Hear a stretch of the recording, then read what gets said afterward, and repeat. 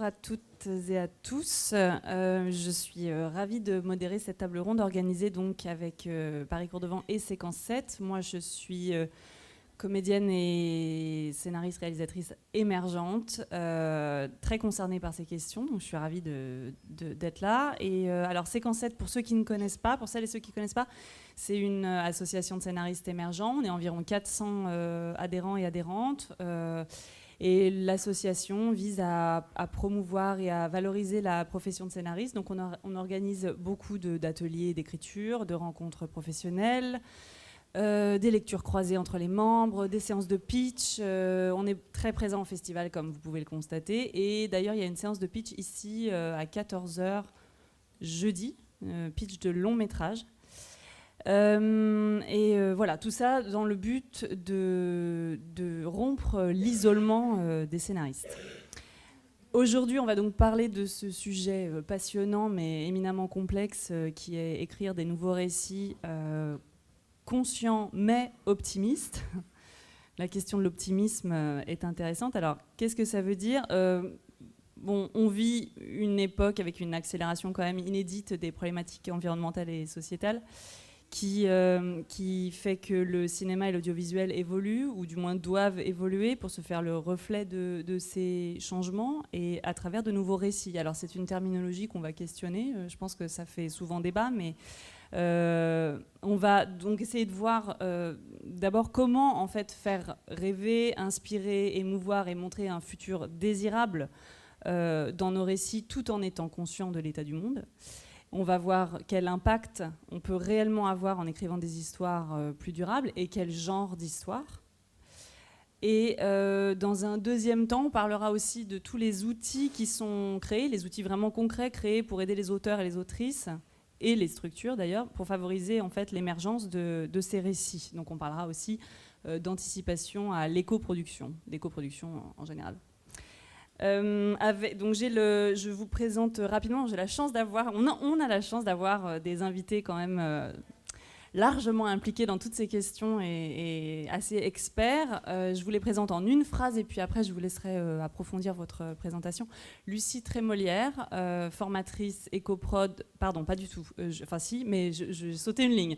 Autrice, consultante et formatrice dans la transition écologique des auteurs et du secteur audiovisuel. Juliette Vigoureux pilote le pôle cinéma au Shift Project et cofondatrice du collectif Cut Cinéma Unis pour la Transition.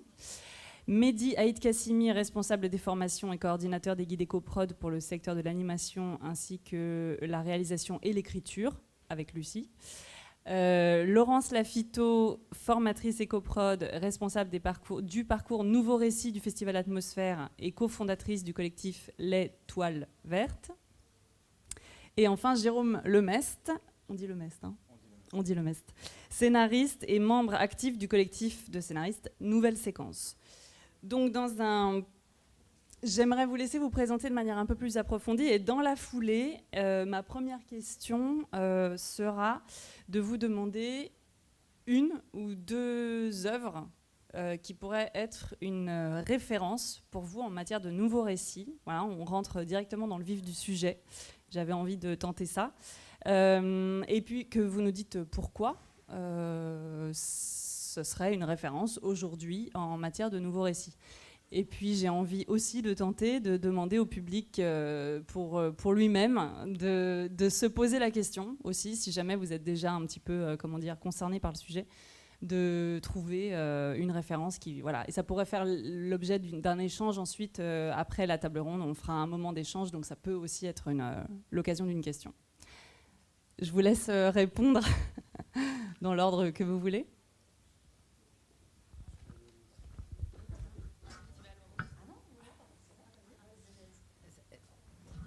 Est-ce que non. Alors pardon, hein, je ne sais pas pour être impolie, mais j'avais l'impression qu'il fallait se jeter dans le bain. Alors je le fais. On va questionner de toute façon, tu l'as dit, la terminologie nouveau récit, donc je ne vais pas m'étendre là-dessus. En tout cas, bon, et sans vouloir préempter la suite de cet échange, C'est pas une question facile. Peut-être que vous êtes en train de vous la poser maintenant. Parce qu'effectivement, c'est difficile à définir, même si on va s'y atteler.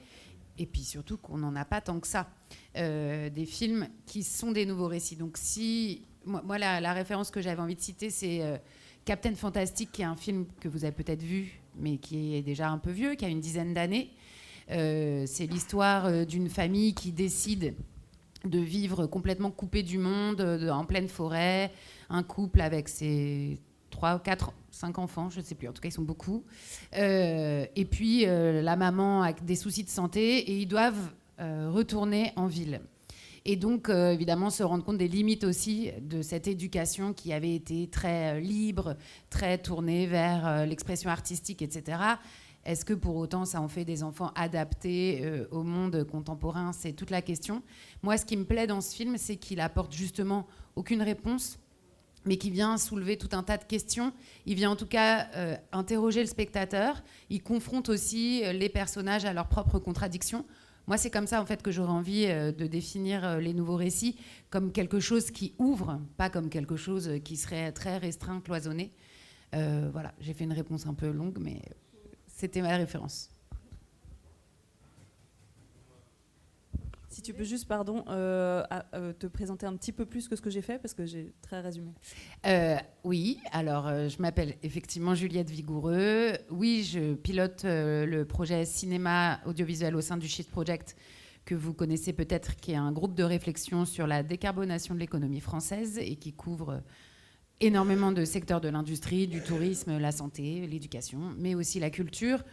Et donc, au sein du groupe Culture, on couvre les champs des arts visuels, de la littérature, enfin de l'édition, du spectacle vivant et du cinéma. Il y a un rapport disponible en ligne gratuit si vous vous ennuyez. Ces longues soirées d'hiver, n'hésitez pas.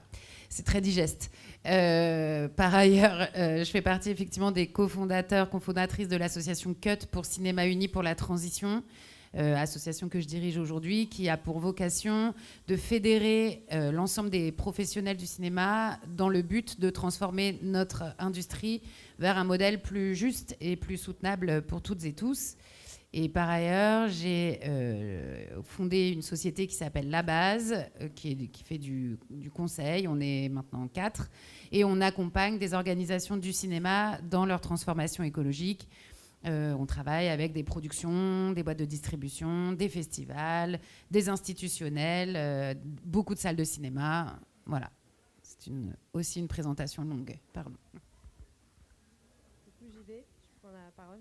Je suis dans les micros. Ouais, ça y est. Donc bonjour, moi je m'appelle Lucie Trémolière. Je suis scénariste, autrice en général, et consultante et formatrice dans la transition écologique du scénario, vraiment. Au début, j'étais un peu dans les coproductions et maintenant, je me concentre vraiment sur le développement. Et du coup, j'ai coécrit avec Ecoprod le guide et écriture que vous voyez et dont on va parler plein de fois. Et voilà, et je travaille notamment, et on en reparlera, avec Netflix et avec Torino Film Lab. Et je ne sais plus si je l'ai dit, je suis aussi formatrice Ecoprod du coup. Et moi, dans les films auxquels j'ai pensé, j'en ai pensé à 2. Et j'ai décidé de prendre des films qui n'étaient pas encore sortis parce que je trouve que c'est assez... dans tous les exemples que je cherchais en formation, etc., on revenait toujours un peu sur les mêmes. Et là, je trouve qu'il y a un peu une vague de projets que je trouve de plus en plus intéressants. Donc là, dans la définition de nouveaux récits, où ce serait peut-être mieux parler d'écologie à l'écran, mais comme on va voir 1000 définitions de nouveaux récits. Et du coup, mes conseils, ce serait Amour Apocalypse de Anne Aymon, qui était à Cannes et qui va sortir, je crois, dans 10 jours dans les salles françaises. C'est un film québécois, une comédie romantique. Et en fait, pour moi, c'était la première fois... Déjà, c'est très, très drôle. Donc ça toujours un plus. On rigole bien. Et l'autre chose, c'est que c'était la première fois que je voyais vraiment quelqu'un souffrir d'éco-anxiété et que le point de vue de l'auteur était complètement empathique avec ce personnage. Donc c'est pas le fou du village ou c'est pas une personne un peu bizarre qui a cette anxiété. C'est quelqu'un qui... il est bizarre, hein. Il est très clairement caractérisé comme un homme bizarre, mais on l'aime très fort et on s'attache beaucoup à lui. Et c'est vrai que quand j'ai vu ça, je me suis dit waouh, c'est cool parce que ça reflète vraiment un sentiment une émotion qui est nouvelle, que les gens commencent à ressentir depuis quelques années. Et là, on arrive à l'avoir. Donc ça, c'était une de mes recommandations. Et l'autre, c'est Silent Friend de Ildiko Enyedi, que vous connaissez peut-être. C'est une réalisatrice hongroise qui avait gagné l'Ours d'Or à Berlin pour Corps et âme en 2017. Et là, son nouveau film, ça s'appelle Silent Friend. Et comment ? Silent Friend. Et en fait, ça raconte... ça essaye de comprendre comment les arbres communiquent, et notamment en étant dans un rythme assez lent sur 3 époques différentes entre le 19e siècle, les années 1970 et le Covid. Et ce que je trouve intéressant par rapport au nouveau récit, c'est qu'elle a vraiment cherché un nouveau langage cinématographique, donc notamment avec tout ce qui est focus mise au point et le cadrage de comment intégrer la végétation à l'image. Et pour moi, les nouveaux récits, c'est beaucoup rechercher un nouveau langage dramaturgique et esthétique. Et elle a essayé ça. Moi, j'ai adoré le film. Il est très lent, il dure 2h27 et il cherche à comprendre comment un arbre communique, donc il faut être dans le délire. Mais voilà, je le conseille. Bonjour. Donc, je suis Mehdi Kessimi, je travaille pour l'association EcoProd où je m'occupe des formations. Avant d'intégrer EcoProd il y a 4 ans, j'étais à l'école Louis Lumière où je m'occupais de toute la politique de partenariat et de développement de l'école. Peut-être 2 mots sur EcoProd. Nous, on est une association donc, constituée d'environ 450 entreprises, donc diffuseurs, producteurs, associations professionnelles, prestataires techniques, écoles de cinéma, bureaux d'accueil des tournages. Et voilà, et l'idée, c'est que tous ensemble, on travaille à la transition écologique du cinéma et de l'audiovisuel en créant des outils. Donc on a les formations dont je m'occupe, on a des guides, donc le guide pratique scénario, écriture qui circule et que je vous invite vraiment à lire et à apprendre. On a un label et on a en fait un calculateur carbone. Et donc on s'appuie sur notre réseau et sur ces outils pour créer des supports et de la méthodologie pour accompagner les entreprises de l'audiovisuel. Voilà, sachant que nous, notre boulot s'arrête aux choses générales de méthodo.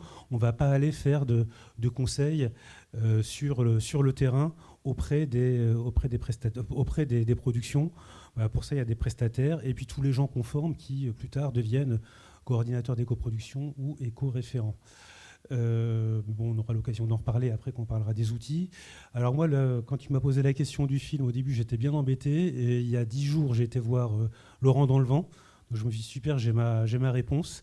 Alors par rapport au nouveau récit, j'ai trouvé que c'était un film qui repensait qui donnait des choses désirables à voir en matière de relations humaines, sur toute une série de choses. C'est-à-dire qu'il y a je ne vais pas vous spoiler le film parce qu'en plus il est à l'affiche en ce moment, mais il y a la question des relations entre personnes plus âgées et plus jeunes, enfin relations d'amitié amoureuse, les relations aussi amoureuses entre personnes qui peuvent être et d'amitié et le flou qui peut exister, qui sont complètement aussi, je pense, revues et assez originales. Il y a la question de la place des personnes âgées dans la société, la place du handicap aussi, et puis toute cette façon de filmer la nature à la montagne, puisqu'en fait on suit un groupe de jeunes gens, de jeunes gens et moins jeunes sur toute une saison.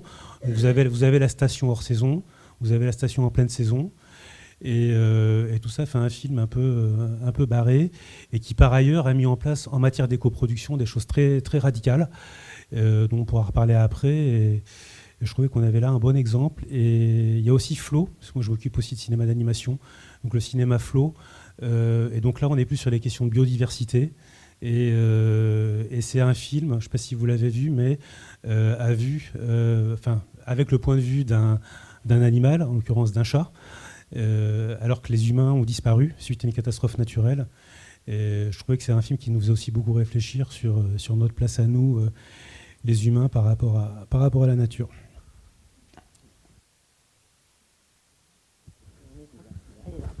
Pardon. Bonjour à toutes et à tous. Donc je suis Laurence Lafito. Plusieurs casquettes. Donc, on va dire la principale, c'est tout ce que je fais au sein du Festival Atmosphère et donc du Parcours Nouveau Récit. Pour ceux qui ne connaissent pas le festival Atmosphère, c'est un festival qui a 15 éditions à date, qui se déroule chaque année en octobre à Courbevoie, qui est un festival entièrement gratuit.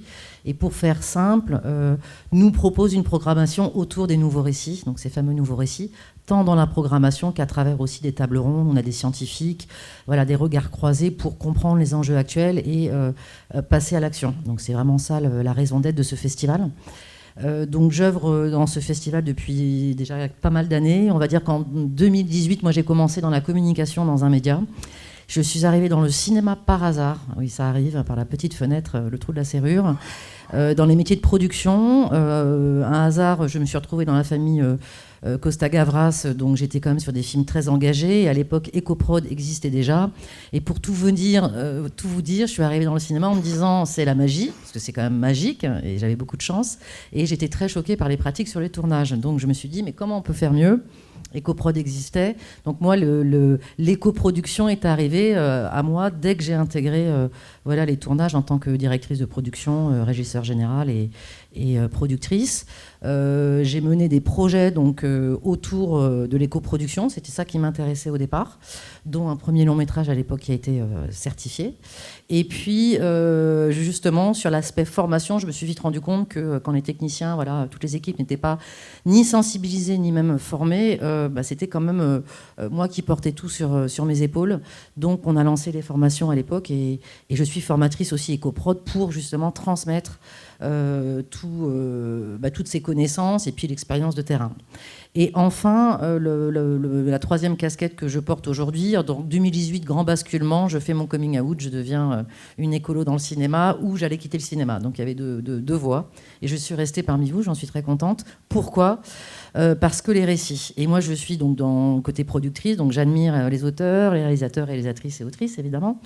Tout ce travail de créatif, je vous envie, parce que moi, j'en suis incapable. Donc, je suis là pour accompagner et faire émerger ces nouveaux récits.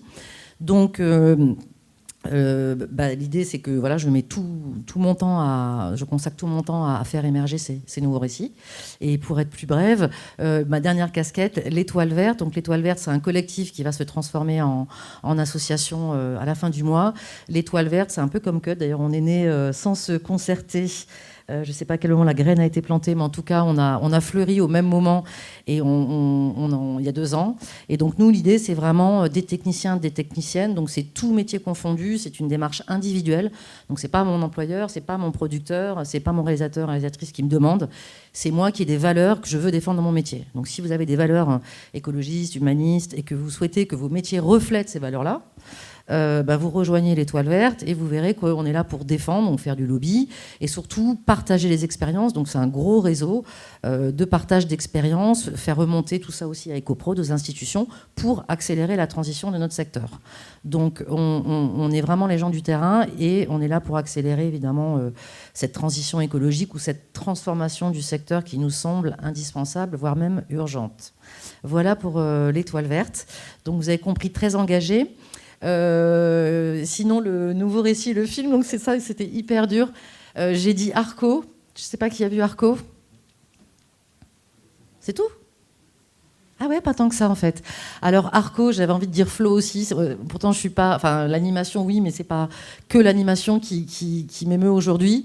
Arco, c'est un film qui vous raconte quelque chose d'un monde futur. Donc pour moi, un nouveau récit, c'est me proposer une représentation d'un monde futur, de préférence un monde souhaitable, désirable, donc qui m'apporte un peu de magie. Donc ce film, c'est la magie.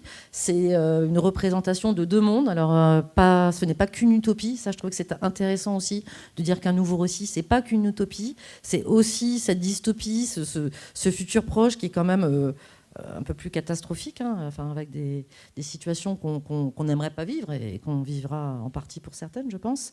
Donc moi, ce film, c'est des nouveaux imaginaires, c'est un nouveau récit, je me projette, ça me propose un nouveau rapport au monde et aux autres.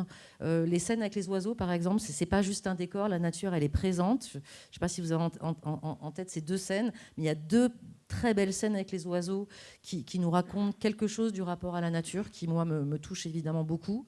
Et puis, ce qui est vrai, c'est qu'on a aussi quelque chose, malgré des moments tristes dans le film, on est quand même secoué, c'est qu'il y a une forme d'imaginaire, moi, qui me touche et qui est cette solidarité, qui est cette coopération. Et ça se passe à travers des petits moments symboliques, la courte échelle, je ne sais pas si vous vous rappelez de ce petit moment de la courte échelle. Voilà, des bons sentiments, et c'est pas niais. Enfin, je voudrais préciser ça parce qu'on a l'impression que quand on fait des bons sentiments d'amour, on peut tomber dans la niaiserie. Moi, je trouve que ce film est très beau, et tout en nous racontant des belles choses, on ne tombe pas dans la niaiserie, et au contraire, on est emporté par ce que les artistes ont voulu nous transmettre. Mais Flo, ce serait mon deuxième coup de cœur. Voilà. J'étais très longue, désolée. Bonjour, on m'entend? Oui. Bonjour, je m'appelle Jérôme Lemest. J'ai eu un parcours de producteur en tant que directeur littéraire surtout, donc j'ai accompagné le développement des projets. Et puis depuis une dizaine d'années, je suis scénariste indépendant. Je fais à la fois des commandes et je développe des concepts de séries originales. Je travaille surtout pour la télévision. Par ailleurs, je suis consultant et lecteur pour des sociétés de production d'abord, et puis aussi pour des commissions d'aide à l'écriture. J'ai été au Fonds d'aide à l'innovation, au CNC, et puis depuis quelques temps maintenant, je suis à la Fondation Beaumarchais, commission... je ne dirai pas laquelle, mais en tout cas, ça me permet d'avoir un regard sur les projets qui se font aussi. C'est-à-dire que je ne parle pas que pour mes projets à moi, mais je vois aussi, j'ai une position d'observateur, comme beaucoup de consultants et beaucoup de lecteurs, sur ce qui se fait, sur l'air du temps, sur les sujets porteurs, etc. Spoiler alerte, l'écologie est un sujet, disons, fréquent dans les dossiers qui se font, même massif d'une certaine manière. Mais pourquoi ne sont-ils pas produits et diffusés? Mystère. Et par ailleurs, je suis ici aussi parce que je suis membre de Nouvelle Séquence, qui est une association assez jeune, et qui est un collectif de scénaristes professionnels qui s'intéresse aux problématiques environnementales, écologiques et à la transition écologique, et qui se pose des questions sur ces sujets-là, qui essaie de savoir comment intégrer les enjeux environnementaux dans la fiction. C'est un vaste programme. Et donc l'association, en 2 mots, fait un travail, disons, de formation entre pairs, PAIRS. On essaye de réfléchir, de voir des groupes de réflexion sur les enjeux environnementaux. L'association organise aussi des événements ou participe à des événements, la preuve. Il y a aussi eu des tables rondes au Festival de La Rochelle, au Festival de la Fiction de La Rochelle par exemple, des ateliers de réflexion, des conférences, voilà, pour faire monter en compétence les scénaristes sur ces enjeux-là, voilà, pour mieux comprendre, pour ensuite mieux raconter, disons. Le troisième aspect des choses, il y a aussi un volet expertise, disons, et il y a un travail très intéressant qui a été mené par Léo Cohen, qui est un consultant très au fait de ces problématiques-là et qui a travaillé sur la série Un si grand soleil, et qui a fait un travail de fond sur à la fois le mode de production de cette série, qui est une série majeure de la télévision française et qui a un impact, l'impact je ne sais pas, mais en tout cas qui est regardé par énormément de gens. La nuance est importante, je pense. Et par ailleurs aussi sur comment ça se raconte. Il a fait un truc que j'adore, enfin je trouve que l'idée est géniale, il a fait le bilan carbone de tous les personnages, et ça je trouve que c'est bien. Et là aussi, spoiler alert, les méchants ont un bilan carbone vachement élevé. Mais pas que, en fait, et c'est ça le problème, c'est qu'il y a aussi des gens gentils qui ont un bilan carbone très élevé, et donc peut-être qu'on peut jouer là-dessus. Voilà, peut-être qu'il n'y a pas besoin d'avoir une piscine, le gentil, dans l'histoire, ou de prendre l'avion systématiquement quand il va à Paris, et peut-être qu'on va lui faire prendre le train. C'est ce genre de problématiques-là qui sont aussi ludiques, hein, c'est aussi du travail de scénariste, donc voilà, c'est intéressant aussi parce que ça nous fait raconter les histoires de manière différente. Et puis le dernier mode d'action de l'association, du collectif, c'est ce qu'on appelle des rooms, des groupes de travail sur différents sujets. Il y a eu un premier groupe de travail qui s'est attelé à la question de l'agriculture, qui est un sujet majeur évidemment pour les problématiques environnementales. Le but du jeu, on n'est absolument pas des experts. Nous, on rencontre des gens qui sont concernés par ces problématiques ou ces thématiques, et puis qui ont des choses à dire. On les écoute. Et ensuite, donc, nous, en mini-groupe, moi je ne faisais pas partie du groupe agriculture, mais néanmoins, ce petit groupe-là a aller sur le terrain, à rencontrer des gens. Et au final, l'idée, c'est simplement de proposer aux scénaristes des boîtes à outils. Donc, il y a une boîte à outils agriculture qui existe sur les sites web. Ok, on en parlera plus tard, très bien. Et donc voilà, de la matière à réflexion pour raconter des histoires en étant plus près du réel. Moi, j'avoue que ça fait plusieurs jours, depuis que je sais que je vais participer à cette table ronde, le mot optimiste me donne des sueurs froides et des cauchemars, je dors très mal.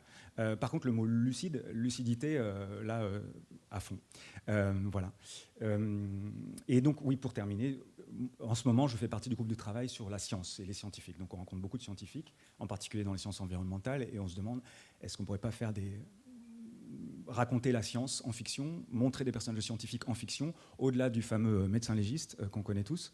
Voilà, donc ça fait partie d'un groupe de travail. Et le dernier groupe de travail en ce moment, c'est sur les biais cognitifs. Autant vous dire que c'est passionnant. J'en fais pas partie, mais vivement le rapport, quoi. Vivement la boîte à outils. Enfin, pour terminer, j'ai échoué. Je n'ai pas vraiment de nouveaux récits à proposer comme exemple. Voilà, ça témoigne à la fois de mon manque de culture en tant que spectateur. Et peut-être aussi, que ça, après tout, il faut assumer, hein, c'est peut-être aussi mon point de vue sur les choses. C'est-à-dire, je ne suis pas sûr qu'on y arrive encore complètement à ces histoires de nouveaux récits. Qu'est-ce que c'est qu'un nouveau récit?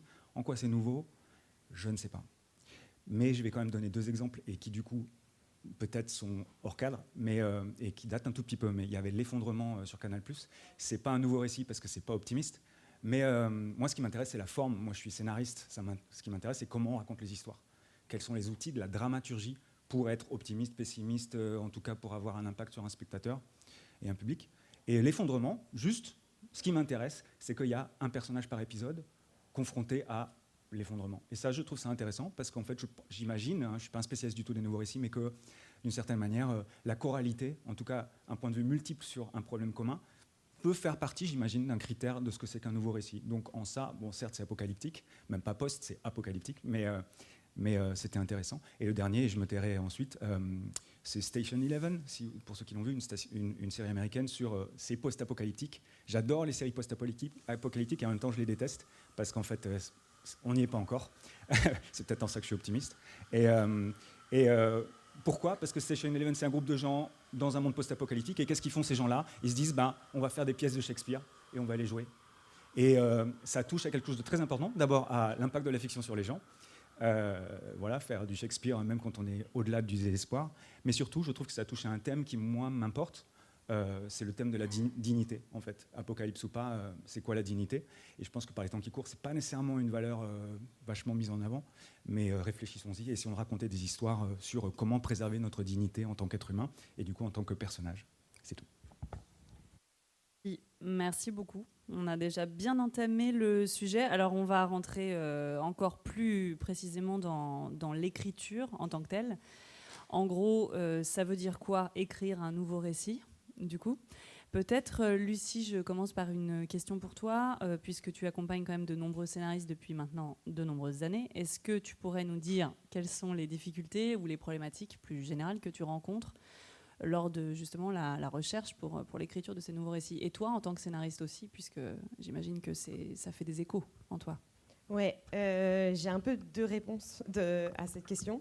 Donc, les difficultés, je pense que, et c'est d'ailleurs une des raisons pour lesquelles Nouvelle Séquence s'est créée, j'ai l'impression qu'il y a une question de légitimité des scénaristes de s'autoriser en fait à parler de ces sujets, sachant qu'on n'est pas expert, que en gros, enfin, moi j'écris beaucoup de comédies et je me suis rendu compte que tout ce que j'écris, il y a un moment, ce que ça dit, c'est je comprends rien. Et genre, le monde est beaucoup trop compliqué et juste, j'ai rien compris en fait. Donc, j'écris des trucs pour essayer de comprendre. Et à chaque fois que j'écris, je comprends encore plus rien. Et du coup, c'est une espèce de recherche infinie pour essayer de comprendre l'état du monde qui est très compliqué. Donc, je pense qu'il y a ça. Et que du coup, il faut un accompagnement un peu particulier. Et là, je dirais pour un peu... disons, dans les derniers mois, je me suis vraiment rendu compte qu'il y avait un challenge qu'on avait en particulier dans cette industrie vis-à-vis des nouveaux récits et qui est structurel, et c'est plus lié à des questions de diversité, donc de diversité de ce qu'on raconte, de diversité de lieux où se passe l'action, de voix qui portent ces récits. Et en fait, je pense que depuis une dizaine d'années, depuis clairement les Gilets jaunes, le mouvement climat s'est rendu compte qu'on ne pouvait pas séparer justice sociale et justice climatique. Depuis 2020, le Covid, je pense que c'est encore plus clair. Et en fait, structurellement dans le cinéma, on est très porté, on a surtout des voix qui vont être bourgeoises, qui vont être valides, qui vont être blanches, qui vont être masculines. Le rapport de 50-50 est sorti sur l'année 2025, c'est je crois 25% des films qui sont écrits par des femmes en France. Ça est descendu entre 2025 et 2024. Et je pense que c'est pas un hasard, mais la dernière fois, je cherchais des films qui représentaient différentes versions du monde, visions du monde. Et du coup, j'ai pensé à La Belle Verte de Colin Serrault, j'ai pensé à Gilmore Girls, où ça se passe dans une ville où en gros, il n'y a pas de conflit. J'ai pensé à Wakanda Forever. Et d'un coup, je me suis dit, ah bah tiens, aucun de ces films qui imaginent un autre rapport au monde n'est écrit par un homme blanc riche. Et je me suis dit, et j'aime pas essentialiser trop, mais je pense que la difficulté, là, pour nous, dans les nouveaux récits, ça va être la question d'une plus grande diversité de récits et de voix. Et ça veut dire aussi une diversité de formes. Et c'est là où je rejoins très, très fort Jérôme. C'est qu'on est à un moment que l'humanité a jamais vécu. Donc, c'est-à-dire le début potentiellement de la 6e extinction de masse, des températures qui s'élèvent très, très vite. Et en fait, est-ce qu'il faut qu'on change la manière dont on raconte des histoires parce que c'est la première fois qu'on vit ces histoires-là, ou est-ce qu'il faut garder la même manière ? Vraiment, c'est une question ouverte à laquelle je n'ai pas de réponse. Et je pense que peut-être que des gens qui ont pour l'instant pas eu voix au chapitre ont plus tendance à chercher de nouvelles formes. Ça a été quand même assez clair avec tout ce qui était regard féminin, toutes les recherches autour du regard féminin. Et du coup, je me suis un peu perdue dans ma pensée, mais... en tout cas, aujourd'hui, début 2026, dans l'idée que les tables rondes, ça sert aussi à faire avancer les discussions et pas forcément à toujours dire les mêmes choses. Aujourd'hui, moi, la difficulté à laquelle je me confronte en tant que scénariste et en tant que consultante, c'est vraiment cette idée de faire exploser les formes, faire exploser les histoires qu'on raconte, les territoires, les personnages, et du coup, je pense, les auteurs et les autrices qui portent ces sujets. Et c'est pas que moi, en fait, c'est structurel et je sais pas trop comment on fait. Très honnêtement. Voilà. D'accord. Il y avait aussi une question sur peut-être la transversalité, non, du sujet. Peut-être que J'ai oublié de dire un truc que je t'avais dit que j'allais dire et qui te faisait une belle transition. Non, c'était pas une transition, c'était un point intéressant que je voulais que tu soulèves. La transversalité du sujet. Mais peut-être que tu peux y revenir après. L'intersectionnalité, tu veux dire, c'est ça par rapport à d'autres crises ? Non, c'est toi qui m'avais parlé de transversalité sur le fait que l'écologie n'était pas juste, enfin que ça touchait toutes les sphères en fait de la société, que c'était. Exactement, c'est aussi un truc carrément, et c'est là où c'est hyper dur en fait de parler de ces récits, et c'est moi qui ai beaucoup critiqué le mot nouveau récit pendant très longtemps parce que j'étais en mode mais c'est pas nouveau en fait, depuis des années on parle de nature et tout, et après j'étais en mode et en plus récit c'est un mot trop compliqué qui veut tout dire. Maintenant je me dis nouveau récit c'est assez pratique dans le sens où c'est très large et sur les questions écologiques notamment, je pense que ça y est, je me souviens de ce que je voulais dire. Dans les questions écologiques, il y a un et qui est aussi lié, je pense encore une fois, à cet angle assez bourgeois de notre industrie, c'est de séparer l'écologie d'autres crises. Et du coup, en fait, et vraiment, évidemment, je simplifie très très très fortement des problématiques sociales, mais pour beaucoup de gens dans le mouvement climat qui vont être plutôt bourgeois, c'est la première crise existentielle. C'est-à-dire que c'est la première fois qu'on sent notre monde en danger. Mais pour plein d'autres gens qui sont peut-être plus pauvres, je pense à des gens qui ont travaillé en usine, par exemple, je regardais des documentaires sur les mines dans le Nord récemment. C'est des gens qui ont une espérance de vie beaucoup plus courte, par exemple, donc où le rapport existentiel à l'environnement est différent. Et en fait, je pense que là, le challenge aujourd'hui qui est lié à cette question de diversité, c'est de se rendre compte que faire des films sur l'écologie, c'est pas un sujet séparé. C'est se rendre compte que l'écologie, c'est en fait une question de santé, c'est une question de santé publique. Et là, on se rend compte que ça va toucher des populations souvent plus vulnérables, qui vont être près d'usines, qui vont être près du périph'. Typiquement, si on regarde juste Paris, ça va être Porte de Bagnolet, ça va être tout le côté qui touche la Seine-Saint-Denis, Seine-Saint-Denis, département le plus pauvre de France métropolitaine. Ça va être ces endroits-là où on a le plus de problèmes de santé. Et en fait, du coup, se rendre compte que c'est aussi un problème de transversalité, les crises sociales liées à l'inflation. L'inflation, on dit souvent, première préoccupation des Français avec la sécurité. Mais c'est des problèmes écologiques. L'inflation, les prix augmentent s'il y a des sécheresses et que du coup, le prix du blé augmente. C'est aussi un problème géopolitique parce que je ne vais pas vous l'apprendre. Le pétrole, gros problème crise climatique, gros problème crise géopolitique. C'est lié et en fait, toutes ces choses-là sont hyper liées. Et je pense qu'il ne faut pas forcément trop se stresser de parler d'écologie, mais il faut se rendre compte d'à quel point c'est transversal. Comme je l'avais dit un jour apparemment à Aloïsa. Sur les questions de féminisme, au niveau mondial, les femmes ont 14 fois plus de chances de mourir d'une catastrophe naturelle que les hommes. En fait, on est sur des inégalités qui se renforcent à cause des crises environnementales. Et penser les choses comme ça, je pense que c'est vraiment le challenge. Et encore une fois, ça demande peut-être des auteurs qui viennent d'horizons plus divers pour raconter ces choses-là. D'accord. Jérôme, tu voulais ajouter quelque chose? Vas-y. Juste une seconde. Oui, je voulais rebondir sur ce que tu disais, Lucie, sur la question de la transversalité. Précisément, donc je rapporte mon petit travail dans le groupe de travail de Nouvelle Séquence. On rencontre donc une série de scientifiques. Vendredi dernier, on a rencontré Mélusine Boonfaller, qui est une brillante chercheuse en sciences cognitives, qui nous a parlé plein de choses passionnantes, et notamment de, je ne sais pas si vous connaissez, les 10 valeurs de Schwartz, les 10 valeurs de Shalom Schwartz, qui est un psychologue social. Outil hyper utile, j'ai bossé dessus ce week-end, du coup c'est super. C'est 10 valeurs de base de l'être humain. Il y a la bienveillance, il y a l'universalité, il y a la sécurité, il y a la conformité à la tradition, etc. Il y en a 10, je ne les ai plus tous en tête. Juste, c'est donc une toute petite parenthèse par rapport à ce que tu disais, c'est que la transversalité, je pense que la tragédie de l'écologie politique, notamment en France mais aussi ailleurs, c'est qu'on fait croire que l'écologie c'est de gauche. Ou en tout cas ça n'appartient qu'à la gauche.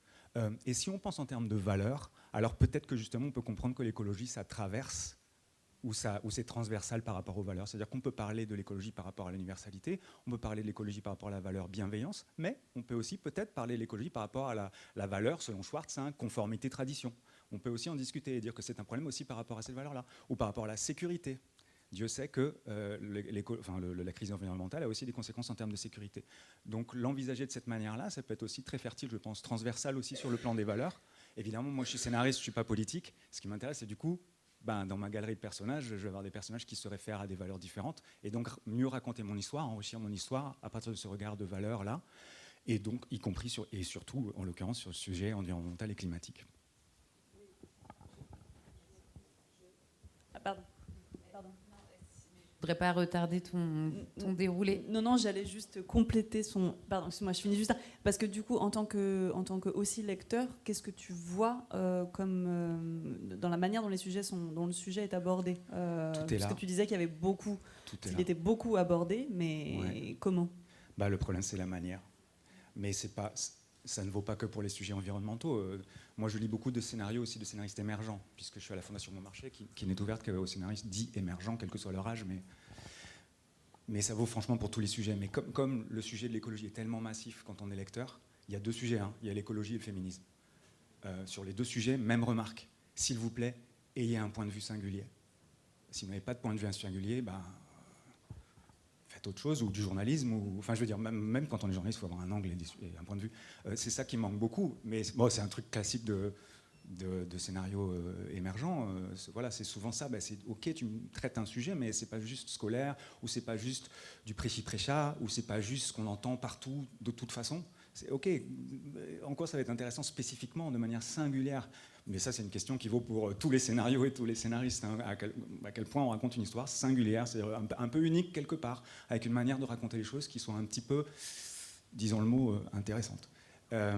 Et donc c'est l'enjeu. Mais quand c'est des thèmes massifs comme ça, c'est-à-dire quand sur une pile de 250 projets, il y en a 70, 80, peut-être, en exagérant peut-être un peu, mais quand même, sur l'écologie, alors il faut se démarquer en tant qu'auteur et autrice. Et puis en même temps, il faut aussi avoir quelque chose. À quoi bon raconter une histoire si c'est pour raconter la même chose qu'au journal de 20 heures ou dans un reportage ou un documentaire. Et c'est super de faire un documentaire ou un reportage. Mais la fiction demande une singularité, par la fiction, par des personnages qu'on n'a jamais vus, par une manière de raconter l'histoire qu'on n'a jamais vue, etc., etc., etc. Donc c'est ça qui manque vraiment. Et évidemment, c'est facile. Moi, je suis tranquille assis, j'ai ma pile et je fais ça manque de singularité. Bon, je suis aussi scénariste. Quand je suis de l'autre côté de la barrière, je suis là, mais c'est dur d'avoir un point de vue sur les choses et un point de vue intéressant, riche et qui permet de raconter une histoire riche. mais c'est notre job, quoi. Donc voilà. Pour rebondir donc sur vos deux prises de parole, tu parlais, Lucie, d'un problème structurel, mais en fait, je trouve que ce que vous dites, et nous, c'est aussi le constat qu'on fait côté Cut, c'est qu'il y a aussi un problème culturel, et ça rejoint aussi ce que tu disais sur la transversalité, c'est-à-dire que l'écologie, c'est aujourd'hui déjà, bon, on peut questionner ne serait-ce que le terme écologie, et c'est effectivement considéré comme un sujet de bobo.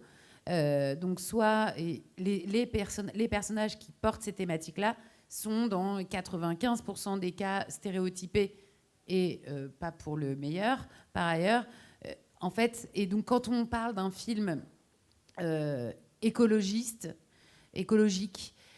on va imaginer que c'est un film d'abord chiant, triste, moralisateur et qui effectivement n'apporte pas forcément beaucoup d'eau au moulin de la réflexion. Donc je pense qu'il y a aussi un problème culturel de ce qu'est l'écologie. Et l'écologie, c'est pas faire des câlins aux arbres. L'écologie, c'est bien plus large que ça. C'est effectivement ça. Donc c'est ce que tu dis sur les valeurs, c'est ce que tu dis sur la justice sociale. C'est un sujet. Finalement, quand on parle d'écologie, on parle de tout. On parle de nos rapports à nous entre humains. On parle de notre rapport aux non-humains. On parle de tout un tas de choses qui font que il y a quand même aussi un problème. Je trouve culturel sur ce que ça veut dire l'écologie, d'une part. Et donc, ce problème implique un frein, et pour rebondir sur la question que tu posais à Lucie, quels peuvent être les freins des auteurs, mais aussi des diffuseurs, des producteurs, c'est qu'on se dit que si on parle de ces sujets-là, que ce soit sur la manière de raconter ou la manière de produire, ce qui est le sujet des coprods en l'occurrence, ça va forcément être un frein à la création. Quand on parle de nouveaux récits, ah oui, donc il faudrait que tous mes personnages mangent des graines et roulent à vélo. Non, l'écologie, c'est autre chose que ça. Enfin, je veux dire, c'est là où il y a un biais culturel, à mon sens, qui est très fort, qui tire toujours le sujet vers le bas. Et charge à nous aussi, on se veut porte-parole de ces sujets-là, d'expliquer que l'écologie, non, c'est pas ça, c'est pas... et donc les nouveaux récits, et on va sans doute y venir... un nouveau récit, c'est pas un film écolo chiant et qui fait la morale. C'est pas ça. C'est pas ça. C'est au contraire qui vient déplacer. Et alors, bon, et là je parle, c'est encore plus facile. Toi, que tu parlais de ta position de lecteur, mais vous êtes auteur, autrice, ce qui n'est pas mon cas personnellement. Est-ce que parce que le monde change, on doit le raconter autrement? Moi, je pense que oui. Mais c'est plus facile à dire parce que j'ai pas à le faire. Donc voilà. Parce que et c'est aussi des travaux qu'on a portés chez Cut, de se dire que le cinéma ne fait pas que raconter le monde, le cinéma contribue à la transformation du monde, et on a 1000 exemples de ça. Donc il doit précéder, et on doit pouvoir se représenter ce vers quoi on veut se diriger, si on doit s'y diriger. Donc, alors, comment... Merci. C'est pratique, je peux prendre la parole 2 secondes. Oh, oui, c'est bon. Juste un peu parce que c'est un truc que moi aussi que j'ai vécu en tant qu'autrice, c'est-à-dire que j'étais en mode je veux parler du climat parce que ça m'angoisse, et du coup je faisais grave des films clichés tout en disant j'en ai trop marre des films clichés. Et en tant que lectrice et consultante, alors j'espère que j'insulte personne dans la salle, mais j'en peux plus des films avec les éco-terroristes, genre vraiment. Et encore hier, quelqu'un m'a parlé d'un film avec des éco-terroristes et j'étais en mode... Bref, et on peut parler, si vous voulez discuter après de pourquoi j'ai un problème avec ça, on peut le faire dans le hall. Mais en fait, et je pense que c'est un truc qu'on a tous ressenti quand on en lit et qu'on en voit beaucoup. Et je commence à trouver en tant que consultante une espèce d'antidote à ça, qui est que j'ai toujours l'impression que les auteurs viennent me voir en voulant parler de l'écologie, et ils voient leur film comme ça, et moi je vois que leur film il est là. Et c'est souvent le cas quand tu es consultant, et tu dois en fait faire que la personne à qui tu parles trouve le cœur de son film, et en fait tu fais un peu accoucher le film à l'auteur. Et avec l'écologie, c'est assez fou, et je pense que c'est lié au fait que c'est terrifiant comme sujet, et que très souvent, on ne veut pas regarder le monstre dans les yeux, et du coup, on tourne autour, et on ne va pas au fond du truc, et du coup, ça ne sonne pas juste, et du coup, on n'a pas de point de vue, et du coup, on n'est pas auteur, on est juste autour. Oh ouais.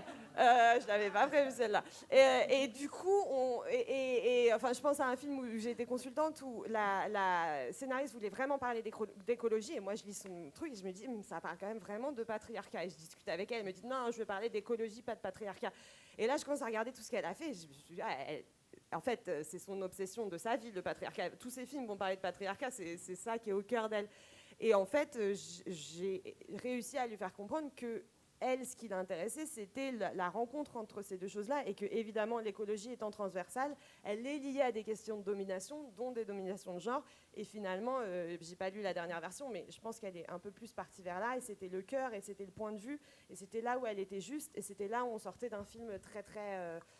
un peu plus classique. Et je pense qu'en tant que scénariste, n'ayez pas peur d'aller là où ça vous touche.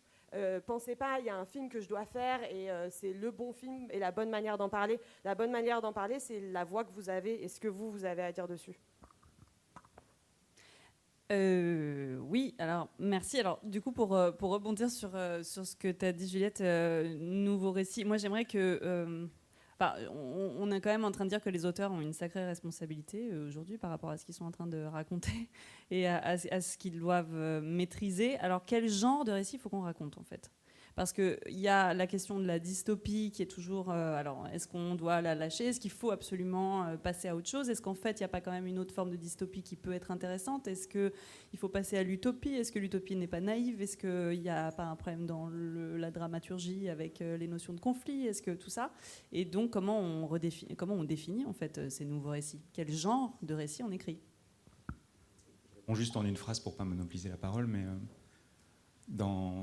on le sait, vous le savez, on le sait en tant que spectateur, mais on le voit aussi en tant que lecteur et consultant.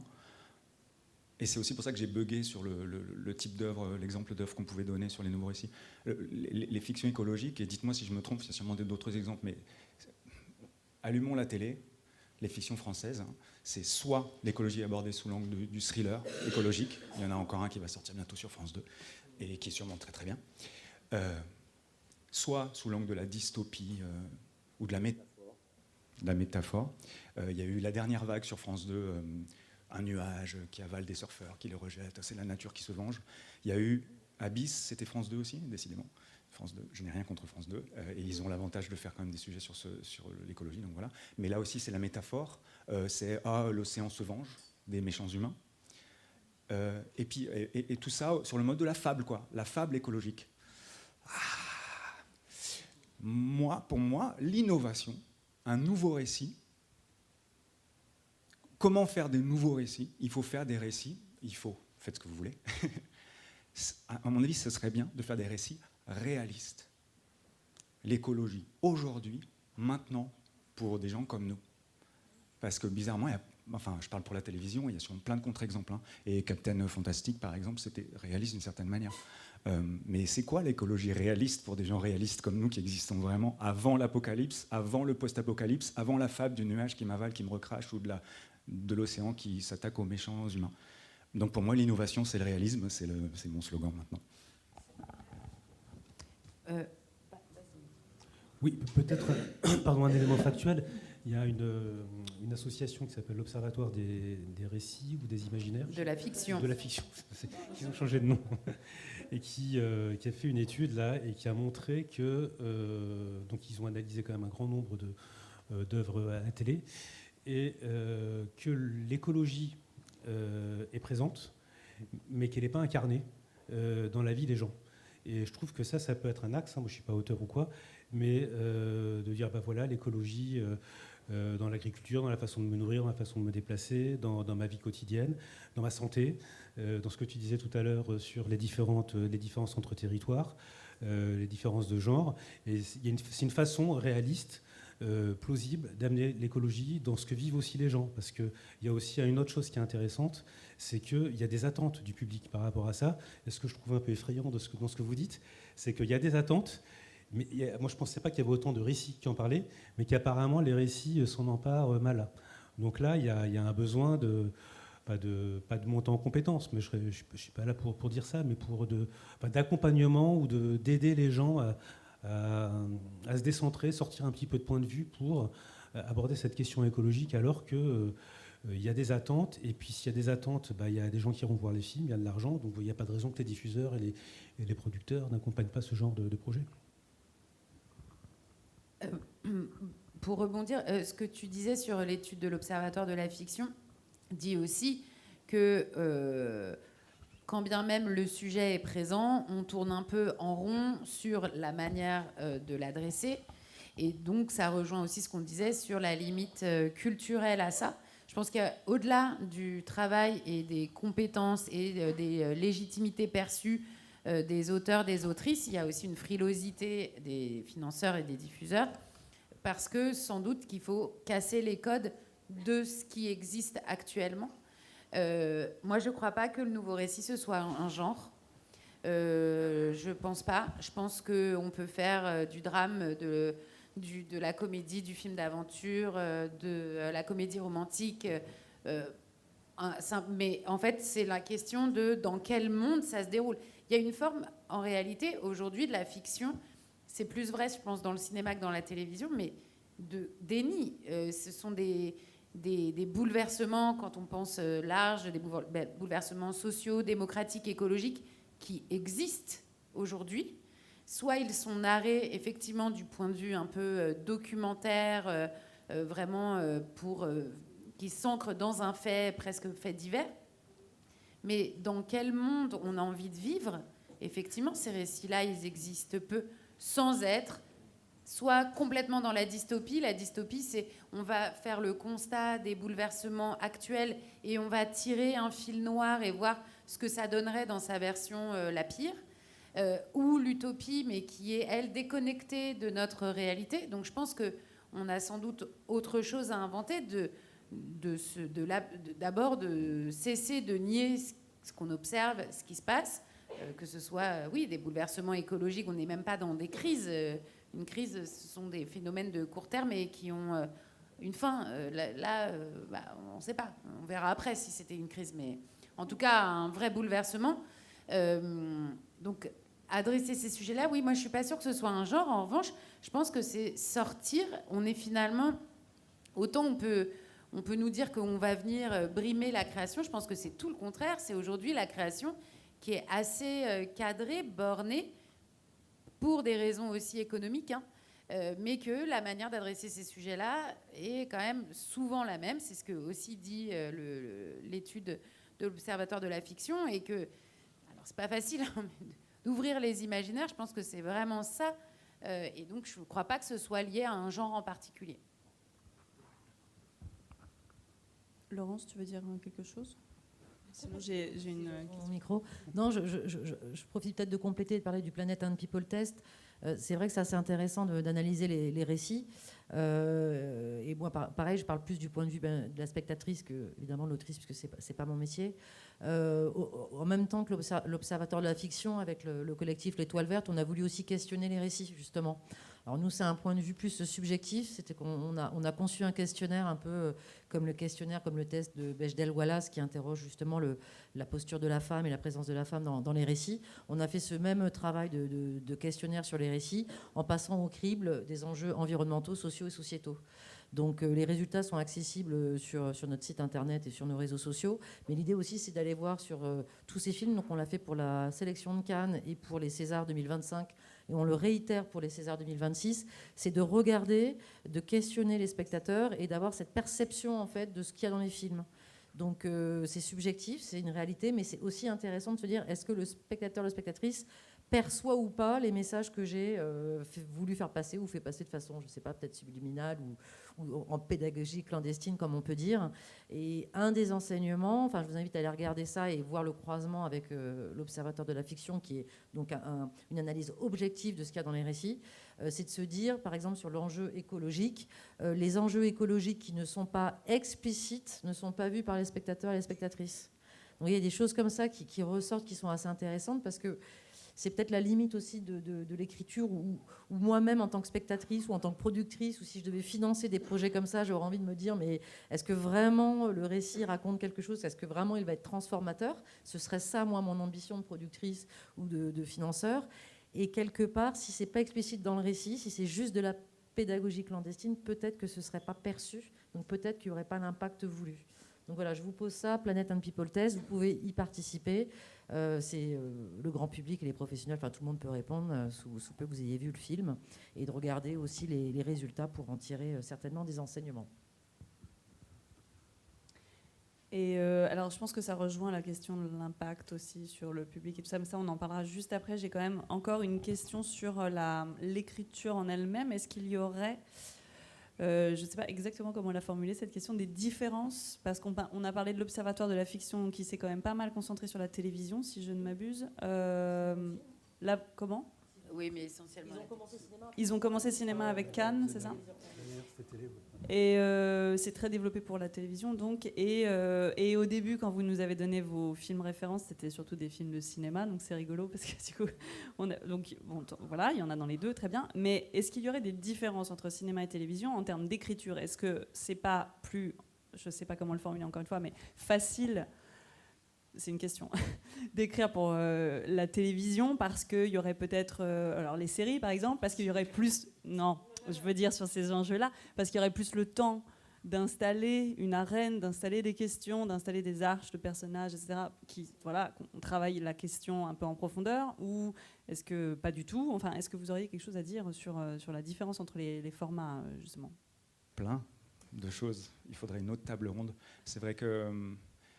il faut prendre ce qu'on dit ou ce que je dis avec des pincettes parce que je pense qu'il y a vachement de différence entre les formats, en fait, entre le cinéma, mais dans le cinéma, entre le cinéma d'auteur, le cinéma commercial, si tant est qu'il y ait une différence systématique, c'est pas toujours le cas, les courts-métrages, et puis en télévision, alors là, voilà, ok. On ouvre en fait un énorme débat aussi, pas vraiment, mais le débat larvé, enfin, c'est pas un débat d'ailleurs, mais le sous-texte de ce qu'on dit, c'est la fiction peut avoir un impact sur les gens. Et peut-être que c'est pas complètement sûr. Peut-être un peu, peut-être pas. Et là encore, on a rencontré donc cette chercheuse en sciences cognitives, Mélusine Boudfaller. Sachant que j'allais participer à cette table ronde, je me suis posé moi d'abord spontanément la question, est-ce que la fiction peut changer les gens en fait ? Peut changer leurs croyances, mais leurs actions. Parce qu'en fait, on en est là. Si on veut avoir un impact écologique, il faut essayer que par nos fictions, les personnages comprennent ce qu'on veut dire et comment il faut bien agir. Déjà, il y a un petit truc manipulatoire, mais pourquoi pas ? Mais en tout cas, comment est-ce qu'on peut non seulement faire valoir certaines valeurs écologiques, on va dire, multiples, mais en plus, en espérant secrètement qu'ils vont changer, ils vont faire leur putain de compost, et ils vont prendre leur vélo, ils vont devenir végétariens, ils vont arrêter de prendre l'avion, etc., etc. Vous avez compris le truc. Est-ce que c'est vrai ? Moi, je me suis dit, spontanément, au début, je m'étais dit, ouais, est-ce que moi, j'ai déjà changé mes comportements en voyant une fiction ? Est-ce que si je suis cadre chez Total et que je vois un thriller écologique sur une industrie pétrolière méchante qui fait des trucs méchants, je vais démissionner ? Peut-être par la fiction, peut-être par les reportages, le journal de 20 heures, par les faits divers, par machin, peut-être plus. Mais peut-être que je me trompe, c'est une réflexion spontanée. Après, je me suis souvenu de l'effet Sideways, peut-être qu'il y en a certains qui connaissent ça. L'effet Sideways, c'est un truc bien connu des scénaristes américains et aussi des économistes, parce que du coup, c'est devenu un petit truc en économie. L'effet Sideways, c'est le film Sideways dans les années 2000, qui parlait de deux gars qui partaient faire le tournée des caves en Californie, boire des coups. C'est un film très sympathique, très charmant. Et à un moment donné, donc le personnage principal, l'un des deux, donc le personnage principal, Paul Giamatti, hyper savoureux, il est obsédé par le vin et il donne des personnalités au vin. Et lui, il déteste le merlot. Et il y avait une phrase mythique qui a été beaucoup reprise à l'époque, c'est « je vais pas boire ton putain de merlot ». Quoi. Et le résultat direct, dans les mois et les années qui viennent, le cours du merlot, en tout cas les ventes de merlot se sont effondrées aux États-Unis.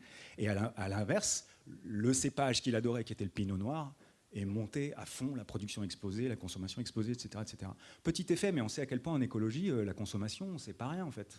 Donc si on dit je rentrerai pas dans ta putain de voiture et je vais prendre mon vélo, est-ce qu'il y aura un effet sideways là ? Peut-être. En tout cas, c'était le cas que j'avais en tête. Et après, je me disais, bah oui, mais la fiction a quand même de l'impact sur les gens. Et puis donc, en parlant avec Mélusine, enfin, ou plutôt en écoutant Mélusine Boudfaller, chercheuse en sciences cognitives, et elle nous explique que l'impact de la fiction sur les comportements des gens, bon, il y a quelques études d'impact, pas beaucoup. Il n'y en a pas beaucoup qui sont très signifiantes et qui montrent qu'il y a vraiment un impact de la fiction sur les comportements des gens. Sur leurs convictions, oui. Sur leurs croyances, sur les normes sociales. Une fiction peut permettre sur une population de changer, par exemple, il y a eu une étude au Kenya qui a montré que les programmes kenyans, en tout cas ceux qui avaient la télé et qui pouvaient voir les programmes kenyans, ont pu les programmes de fiction kényans ont pu changer d'opinion sur une catégorie de la population stigmatisée qui était les malades du sida.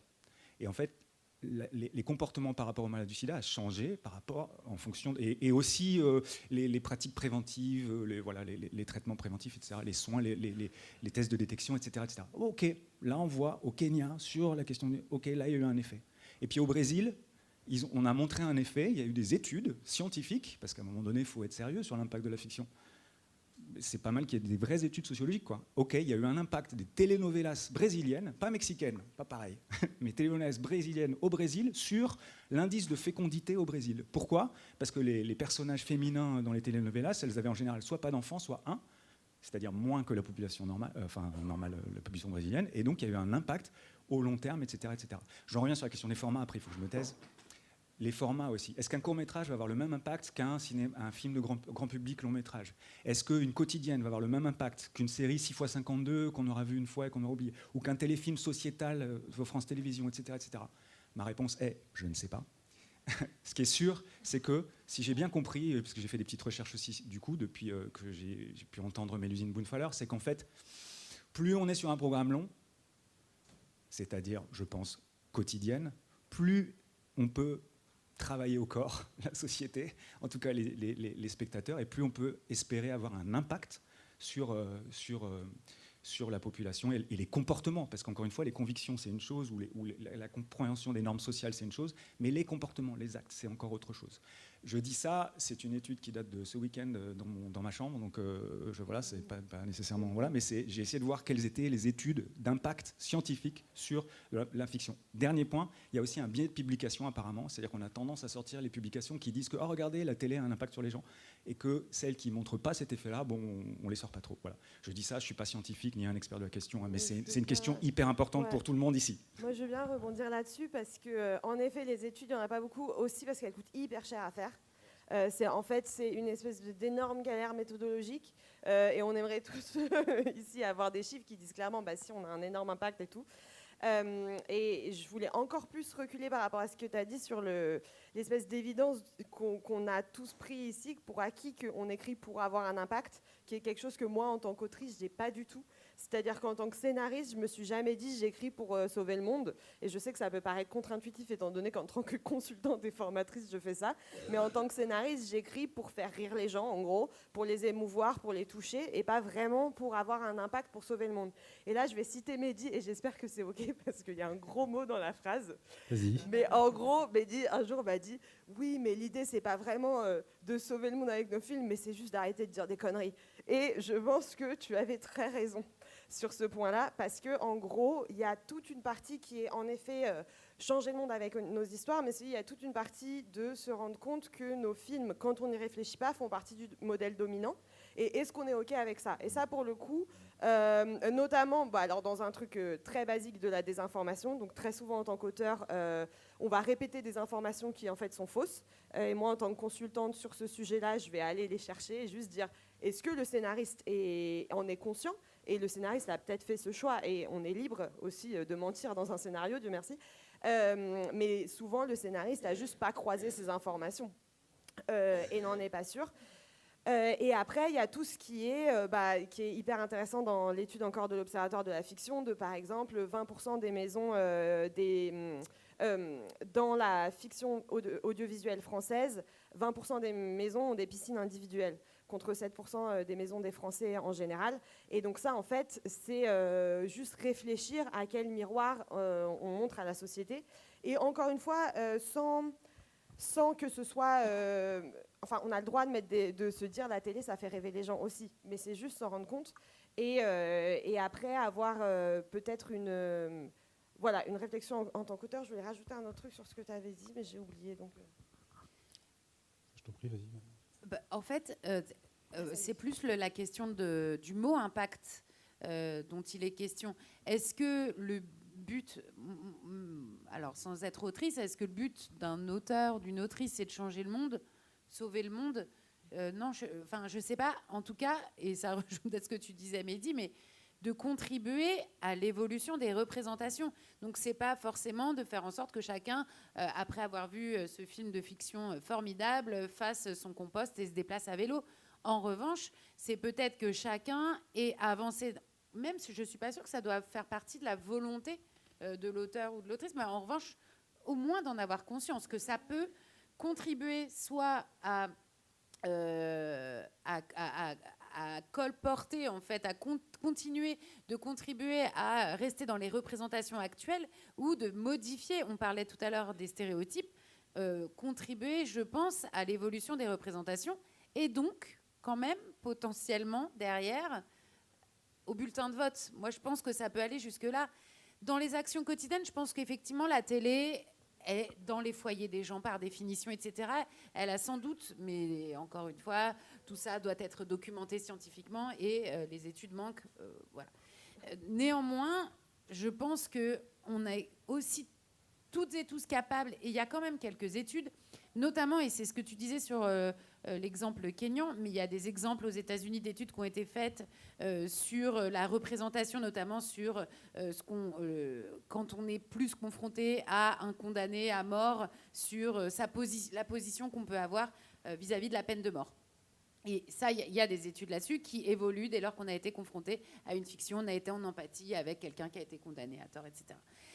Je pense, oui, alors j'ai pas envie de le dire au doigt mouillé, il y a quand même un peu des études, mais effectivement, c'est pas encore un socle scientifique suffisamment robuste pour l'affirmer avec des chiffres et en vous faisant un PowerPoint.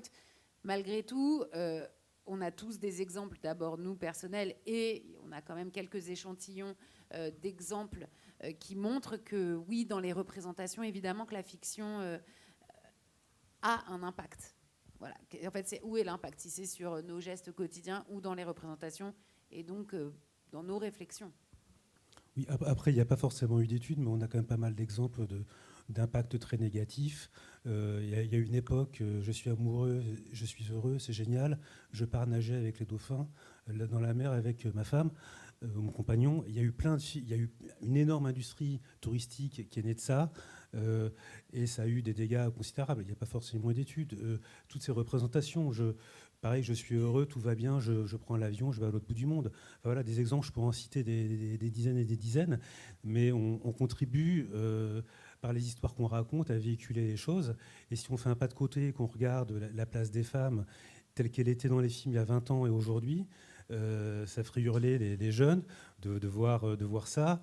La place du genre, des origines, en fonction de là où on vient. Moi, il n'y a pas longtemps, j'ai vu le professionnel, qui est une véritable horreur par rapport au racisme, à l'antisémitisme, à l'homophobie. Et moi, quand j'étais petit, je voyais ça et tout le monde adorait, c'était bébelle, quoi. Et donc ça, voilà, ça a quand même je ne sais pas s'il y a eu des impacts par rapport à ça, mais il y a eu une nouvelle façon de travailler, d'écrire plein de sujets. Et ça, justement, je pense que c'est à nous de réfléchir et d'apporter des nouvelles... Et je pense que ça rejoint exactement l'idée qu'en tant que scénariste individuel, l'idée, c'est pas d'écrire un film qui va faire que les gens vont prendre plus le vélo ou que les gens vont manger végétarien et tout. Mais pour moi, c'est vraiment, et plus je forme des gens, plus j'en suis convaincue, c'est l'idée de faire partie d'un mouvement qui va dans une direction qui rend la planète habitable pour tout le monde. Et c'est de se dire que moi, je pense vraiment qu'aujourd'hui, la fiction est plutôt un ralentisseur de changement social qu'un accélérateur, parce qu'on continue de rendre désirables des imaginaires quand même plutôt écocidaires. Et encore une fois, c'est lié à plein de choses structurelles. Et que du coup, réfléchir à ça et se dire on veut être où dans ce mouvement, mais avec humilité et, en tant qu'individu, mais ambition en tant que collectif. Donc se dire qu'en tant qu'auteur, en tant que personne qui participe aux imaginaires et à la culture de notre époque, on prend cette inspiration et on prend de l'élan et on est ambitieux là-dessus sans avoir l'ambition individuelle de sauver le monde avec mon film, quoi. Et je pense que ça, c'est important de le voir comme ça. Et en plus, ça enlève du poids de ses épaules, ce qui est toujours bien parce que sinon, on fait des crises d'angoisse. Oui. Bah alors, merci pour cette super transition, Lucie, parce qu'on va passer aux outils concrets en fait, qui sont développés pour les auteurs, les autrices. Donc, que ce soit collectif avec Cut, les outils des coprod, le festival Atmosphère, je vous laisse la parole. Quelles sont les démarches donc, dans chacun, en tout cas, et puis les boîtes à outils de Nouvelle Séquence. Donc là, on a un panel. Je vous laisse la parole. Voilà, je me lance. Alors déjà, vous avez le guide de l'écriture que vous avez ici. Côté EcoProd, ce qu'on a souhaité faire avec ce guide, Et en PDF. il est aussi en PDF. C'est d'une part, il y a la première partie, là pour le coup, c'est vraiment notre cœur de métier. C'est d'expliquer ce qu'on a appelé l'écomatérialité, enfin, ce que Lucie a appelé l'écomatérialité du scénario. C'est d'expliquer que tout ce qu'on va écrire et proposer a un impact. Donc, en termes de production, parce qu'il faut quand même rappeler que la partie, l'impact du cinéma, de l'audiovisuel, nous on a fait une étude qui date un peu, qui doit être réévaluée, mais sont autour de 2 millions de tonnes. Pour vous dire, c'est à peu près l'équivalent du luxe, du foot, en termes d'impact. Donc, c'est des transports, c'est de la déco, c'est des groupes électrogènes, c'est de l'alimentation. Et donc, en fonction de ce qu'on va écrire et ce qu'on va faire, tout ça, ça a un impact. Et donc, pour ça, il y a un outil qui s'appelle la grille de lecture environnementale du scénario. Et l'idée, c'est de questionner au moment d'écriture, avec la prod, d'avoir des sortes de lunettes vertes, mais plutôt orientées production, sur tout ce qu'on va décliner dans le récit. Parce que par exemple, c'est d'ailleurs souvent, enfin on pourra en reparler, mais les films qui réfléchissent à l'écologie ont souvent une pratique aussi écolo dans leur façon de produire. Et ça par exemple était le cas de Laurent dans le vent, qui a été très très loin dans la démarche d'écoproduction, à plein de niveaux. Et à côté de ça, dans le guide, justement, ce qu'on a voulu faire, c'est faire un peu une synthèse de tout ce qui existe. Et donc, Lucie, tu pourras en dire un mot, mais voilà, il y a plein de... Et donc, on est partenaire avec toutes ces personnes-là qu'on a citées pour expliquer un petit peu toutes ces initiatives, faire le point aussi sur les concepts de nouveaux récits, parler de ce qui existe aussi à l'étranger. Voilà. Et puis, par ailleurs, nous, on a les outils des coprod classiques, mais eux qui s'appliquent plutôt à la partie production. Du coup, je saute sur l'occasion. Et du coup, la deuxième partie, c'est une synthèse. Je me dis, comme outil à rajouter, il y a les formations. Du coup, le guide, si ça vous intéresse, on fait des formations EcoProd sur 2 jours. La prochaine, c'est 12-13 mars à Paris, ou en ligne de 17h à 20h les 20 et 21 avril et 27 et 28 avril, avec S comme scénario. Et en fait, du coup, l'idée, c'est vraiment de partager ses doutes, etc. Et je pense que la formation, en général, c'est un super outil parce que ça permet de mettre en commun des questionnements. Et juste, j'en parle un tout petit peu aussi, je suis formatrice pour le Torino Film Lab, qui est, pour ceux qui connaissent le groupe Ouest, c'est un peu l'équivalent italien, européen. Et on fait des formations où là, du coup, ça va être très international et ça va être très, vraiment global. Donc, ça peut être aussi quelque chose qui vous intéresse si vous voulez confronter votre point de vue à d'autres visions du monde et d'autres parties du monde. Je sais que moi, j'ai bossé sur des projets iraniens, brésiliens, et en fait, d'un coup, on se prend un peu des claques, très honnêtement, sur les sujets écologiques quand on parle... notamment, je pense à l'Iran, parce que c'est vraiment dur ce qui se passe là-bas, notamment en termes d'environnement. Et du coup, voilà, les formations, surtout pour cet aspect, encore une fois, collectif, que je ne peux que... sur lequel je peux que beaucoup en parler, et c'est pour ça aussi rejoindre des associations, et ça me permet de passer le micro aux associations ici présentes. Oui. Alors nous, on est une association, plusieurs. Donc le festival Atmosphère, vous l'avez compris, c'est un festival qui s'adresse au grand public, entièrement gratuit. Mais j'en parle quand même comme outil pour vous tous et toutes scénaristes, voilà, qui qu'on soit, quelle que soit notre position dans la société. Ce festival pluridisciplinaire, et ça reprend aussi le sujet d'impact, même si on pourra aller plus loin, c'est l'idée que, bien sûr, l'émotion, donc le cinéma et les arts, est un levier puissant de transformation. Donc ça, on en est convaincus. Mais nous, on y met en face et en miroir les sciences, donc les connaissances scientifiques, les faits scientifiques. On a un comité scientifique qui est là, qui nous accompagne toute l'année. Donc la programmation, c'est des films, mais aussi des tables rondes avec des experts, des scientifiques. Donc l'idée, c'est que pour transformer la société, l'émotion ne suffit pas, mais il faut vraiment avoir ces connaissances et la compréhension de ces enjeux, en fait, la compréhension de ce qui arrive pour les intégrer. Et ensuite, vous êtes un citoyen, une citoyenne engagée, vous êtes un scénariste, une scénariste, un cinéaste. Après, ça va dans nos métiers, dans nos vies, et c'est une évidence. Et ce n'est pas téléguidé d'écrire un film écologique. Ce n'est pas une fin en soi d'écrire un film écologique, c'est plutôt de représenter la société, mais de nous offrir quand même des perspectives positives, ou en tout cas pas que négatives. Désolée, il y a quand même des choses qui reposent sur vos épaules pour ceux qui écrivent ici des récits. Donc vous avez une grande responsabilité pour moi, mais néanmoins je trouve que c'est très très chouette de se sentir utile dans cette société, donc bravo.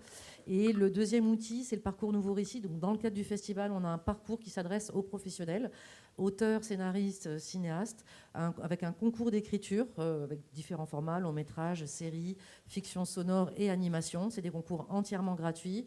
On a un concours de court métrage depuis 15 ans qu'on a lancé justement parce que dans la programmation des films, il y avait beaucoup de dystopie. Donc l'équipe programmation a dit mais on veut autre chose que dystopie. Et donc le concours de court métrage est né avec cette volonté, la vie rêvée, d'essayer de proposer des nouveaux récits beaucoup plus désirables, souhaitables et positifs, si on peut utiliser ce mot-là, même si je ne l'aime pas trop. Donc le parcours Nouveau Récit, si vous souhaitez, en tant qu'auteur et cinéaste, y participer, c'est gratuit. Un court-métrage à présenter chaque année dans notre concours, et pour l'écriture également. Et pendant un an, les talents, alors les lauréats et les finalistes, malheureusement pas tout le monde, mais les talents qui sont lauréats et finalistes de ces concours sont accompagnés avec plein de dotations sur mesure. Donc l'idée, c'est pendant un an d'accompagner avec des formations, avec du mentorat, avec des fiches de lecture. Et là, on s'appuie sur un écosystème EcoProd, de Séquence 7, Cut, le CNC, enfin voilà, des producteurs qui s'engagent à nos côtés et à vos côtés pour développer ces projets d'écriture de films. Donc voilà les deux outils principaux que l'on propose, et évidemment on est très heureux de continuer aussi l'aventure au-delà des 1 an et de suivre les talents et de les aider avec tout ce qu'on peut mettre en place. Alors, nous, côté Cut, on a un outil qui avait été conçu par Spark News qui s'appelle l'écran d'après. Alors, il y a un guide d'écriture qui n'est pas un mode d'emploi, qui n'est pas une checklist de ce que je dois faire en tant qu'auteur-autrice, mais en revanche, qui vient poser toutes les questions qu'on vient de se poser. À quoi je contribue dans la représentation de mes personnages? Quelle est la quête de mes personnages? Qu'est-ce qui rend heureux mes personnages? Voilà. Et qui vous invite à vous poser ces questions. Et c'est ce que tu disais aussi, Lucie, vous faites les choix que vous voulez, évidemment. Il ne s'agit pas de dire cette question-là est éliminatoire et non, vous n'avez pas le droit de faire votre film. Pas du tout. En revanche, d'avoir conscience, parce qu'effectivement, on peut reproduire parfois des mécanismes d'écriture dont on n'a pas forcément conscience. Donc d'abord, il y a ce guide-là qui est en téléchargement libre sur le site de Cut et qui a d'ailleurs son propre site, donc l'écran d'après. Et pour la parenthèse, mais je ne crois pas que ça vous concerne, il y a aussi l'écran d'après jeux vidéo qui se pose les mêmes questions à l'industrie du jeu vidéo dans les récits portés dans les narrations de jeux vidéo. Et puis, parce que chez Cut, on a aussi... on a tout un tas d'exemples sur les représentations et pour boucler sur ce qu'on disait sur l'impact, par exemple, sur ce que sont les requins. Une étude a montré que suite à la sortie des Dents de la Mer, la pêche sportive aux États-Unis contre les requins sont tout à coup devenus un ennemi à abattre. Et la pêche sportive a augmenté de 70%, a grimpé en flèche et a contribué à la disparition de l'espèce à hauteur de 70% depuis la sortie du film. Et d'ailleurs, pour l'anecdote, Spielberg a même été interviewé récemment sur la BBC, sachant que Les Dents de la Mer, c'est l'adaptation d'un roman. Et lui-même est désolé parce qu'il n'avait pas évidemment conscience que son récit pouvait contribuer à la disparition de l'espèce. Mais en l'occurrence, il fait le constat lui-même et assume sa responsabilité. Et on est évidemment le premier désolé. On peut quand même croire en sa bonne foi que ce n'était pas son intention initiale. Parenthèse fermée sur l'impact, mais oui, dans les représentations, il y a un sujet. Et donc nous, on s'est dit, vous voyez, on a un peu peiné à trouver, à définir ce qu'étaient les nouveaux récits. Et on s'est dit, plutôt que de rester à ce niveau théorique de définition, si nous, on mettait les mains dedans et qu'on y allait et qu'on en faisait. Et donc aussi en proposant des nouvelles modalités d'écriture, donc en écrivant tu posais tout à l'heure la question de est-ce que ça change la manière d'écrire? Alors quel que soit le format, moi ça je suis pas capable de répondre, mais en tout cas de se dire qu'on propose un cadre d'écriture en coopération. Donc on a un groupe de travail de scénaristes qui aide un certain nombre d'auteurs, d'autrices, etc., qui est sans forcément écrire à plusieurs, mais en tout cas en se renvoyant la balle, en se demandant, en se posant des questions, en confrontant leurs projets. Et donc d'essayer comme ça de faire, on organise, il y en a une là cet après-midi, des reading rooms pour que chacun puisse un peu confronter ses projets comme ça. Donc on essaye aussi de proposer notre manière de financer.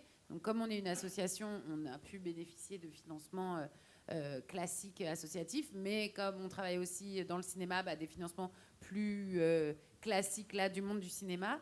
Et donc, on a décidé de produire notre première collection de courts-métrages qu'on a appelée Imaginez demain, une collection de 12 courts-métrages portés par à la fois des artistes renommés, mais aussi des étudiants et étudiantes en école de cinéma, pas que étudiants et étudiantes, mais en tout cas récemment diplômés.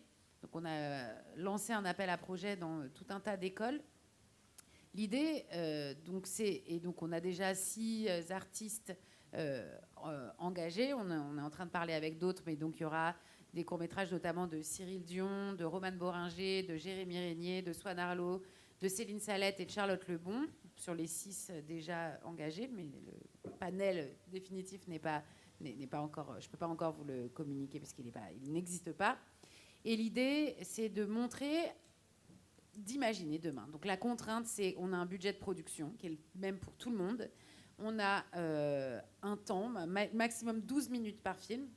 C'est court pour imaginer demain, on le sait, mais voilà. Et de dire, peu importe encore une fois le genre, racontez l'histoire que vous voulez, mais dans quel monde en fait ça se déroule et que racontent vos personnages. C'est la seule, j'allais dire, contrainte qui est tout sauf une contrainte finalement. C'est ouvrons les imaginaires, ouvrons les représentations.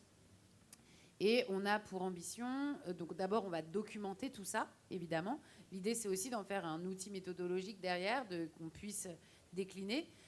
Pour l'instant on n'a que des artistes français, en tout cas francophones. L'idée c'est que ça fonctionne et que derrière on puisse faire une autre saison avec d'autres points de vue, d'autres régions du monde. On est en train de parler avec le Festival de Cannes pour que ces films soient présentés à Cannes 2027. On est en coproduction avec Pathé, et Pathé sortira le film, donc ce long métrage qui sera cette addition de courts-métrages. Il y aura une sortie en salle. Ensuite, on mettra les courts-métrages à disposition des salles de cinéma pour qu'ils soient diffusés gratuitement en avant-séance. On est en train de parler aussi avec des chaînes de télévision, avec des plateformes, pour que ce film-là ait une vie classique de film. Alors classique, oui et non, parce que évidemment, il n'y a pas d'enjeu économique derrière. Nous, on produit le film, on a juste besoin de le financer. Il n'y a pas d'enjeu de recettes à ce stade, mais on veut montrer aussi que, ça fonctionne, que ça plaît aux gens, que ça va être vu. Peut-être aussi, et ça c'est quelque chose qu'on va documenter, que ça aura un impact. Donc, qu'est-ce qui se passe pour des gens qui auront vu ce film? Est-ce qu'il y a une évolution des représentations qui sera faite, etc. Bon, je pourrais en parler pendant très longtemps parce que, vous comprenez, c'est un projet très ambitieux. Mais pareil, je serai disponible après si vous avez des questions à ce sujet. En tout cas, on se dit qu'on n'a plus envie, côté cut, de rester dans la définition théorique. Non pas que ce soit pas satisfaisant, parce qu'on le fait à plein d'endroits, mais parce qu'il faut qu'on se contraigne aussi à l'exercice pour voir dans quelle mesure c'est faisable, finançable, visible, recevable par du public, etc. Voilà pour les outils et projets qu'on porte sur ces sujets-là chez Cut.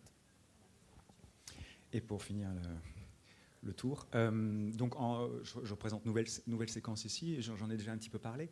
Je ne voudrais pas qu'il y ait de malentendus sur l'impact sur les publics, parce que je pense qu'on est d'accord, je suis d'accord complètement avec vous, effectivement, et donc je ne veux pas donner l'idée que j'espère bien qu'on va faire son compost à Madame Michel ou Monsieur Michel. Effectivement, c'est plutôt sur une question de représentation, de juste représentation. Et comme je disais, c'est un peu comme ça que j'ai commencé tout à l'heure, sur le réalisme en fait. Comment est-ce qu'on représente les gens, la société, la réalité, et qu'effectivement il y a un biais, et que c'est l'objet donc de Nouvelles Séquences, de corriger ces biais, d'être au plus juste dans la représentation de la réalité sur les enjeux environnementaux en particulier. Et donc en termes d'outils, l'association en elle-même est un outil. Je l'ai rejointe et du coup, j'en profite aussi. Donc, pour ceux qui sont scénaristes, vous êtes les bienvenus. Encore une fois, c'est un organe de réflexion, d'échange, de cogitation sur les enjeux environnementaux et puis aussi de formation avec des rencontres de vrais gens qui ont vraiment affaire, qui sont bien plus experts que nous, comme d'ailleurs le reste de la table ronde par rapport à moi, d'une certaine manière. Je ne suis qu'un simple scénariste et je m'intéresse à la question. Et donc, Nouvelle Séquence est un instrument pour se former, pour apprendre. Et en termes d'outils pratiques, donc la correction des biais cognitifs et des biais narratifs, éviter les clichés, hein, c'est un peu l'une des bases du travail de scénariste finalement, et donc y compris sur les questions environnementales, qui sont assez biaisées encore, malgré tout, notamment dans la fiction. Mais on va dans le bon sens. Donc, 2 outils. L'un des outils est à destination des diffuseurs, et donc j'ai oublié de le dire tout à l'heure, mais Nouvelle Séquence aussi s'adresse aux diffuseurs pour essayer de les sensibiliser aux problématiques environnementales. Et je parlais tout à l'heure de France 2 en m'amusant un petit peu de ces fables écologiques, mais en fait France Télévisions évolue aussi et avance sur ces questions, et il y a un partenariat qui a été signé entre Nouvelle Séquence et France Télévisions à l'occasion du Festival de La Rochelle en septembre dernier. Et qui a pour but de sensibiliser donc les équipes éditoriales et que ça infuse un petit peu le métier, le secteur audiovisuel, donc par l'intermédiaire des équipes éditoriales, d'en discuter avec les producteurs, avec les scénaristes, avec les créateurs. Et là encore, vendredi dernier, il y a eu une rencontre qui a été organisée entre les équipes de Nouvelle Séquence et puis l'équipe éditoriale au complet de la fiction de France Télévisions. Et donc on voit que voilà, véritablement, ils sont à l'écoute. C'est un travail en cours, hein, mais c'est quand même très important. Et j'en viens aussi au cœur de la question, c'est que j'ai dit tout à l'heure d'une certaine manière, peut-être j'ai dit que peut-être que notre impact n'est pas aussi grand que ce qu'on voudrait ou croirait, mais je pense que c'est le cas pour tous les métiers, en l'occurrence, quel que soit votre métier, c'est que si on peut faire quelque chose, faisons-le. Nous, on se dit, on va essayer d'améliorer nos histoires, les rendre plus fortes, plus proches du réel, plus crédibles par rapport aux enjeux environnementaux, et puis éventuellement diffuser des normes sociales qui nous semblent plus parlantes et plus réalistes et plus cohérentes avec l'état du monde. Dernier outil, les boîtes à outils dont je parlais tout à l'heure, qui sont disponibles. Enfin, la première boîte à outils est déjà disponible en ligne sur le site de Nouvelle Séquence, donc la boîte à outils agriculture. Vous allez voir, si vous allez regarder, il y a énormément de ressources. Et c'est très ouvert, c'est pas un rapport du GIEC et c'est pas un rapport scientifique, mais on peut piocher dedans en tant que scénariste pour imaginer des histoires et puis se dire, ça a à voir avec les grandes notions de la dramaturgie du travail scénariste, c'est-à-dire des arènes, des exemples de personnages, des exemples de discours, de dialogues, des exemples de thématiques, et puis bien sûr, puisque c'est notre mot magique, nous scénaristes, c'est du conflit dramatique, donc du conflit pour raconter des histoires, des tensions, des problèmes, des oppositions, etc. Voilà. Et donc il y a 2 autres boîtes à outils qui sont en cours de fabrication, l'une avec un groupe de travail dont je fais partie, donc sur la science et les scientifiques, et puis l'autre sur les biais cognitifs. Que vous soyez scénariste ou pas, en fait, je pense que c'est des chouettes ressources à consulter. Voilà. Merci. Alors, je suis désolée parce que le temps file. J'aimerais peut-être qu'on passe aux questions du public qui seront peut-être l'occasion d'aborder des points qu'on n'aurait pas abordés. Il y en a tant. Est-ce qu'il y a un micro qui circule Ok, super. Il y a un micro là, donc, et un micro là-bas. Il y a 2 questions. Voilà.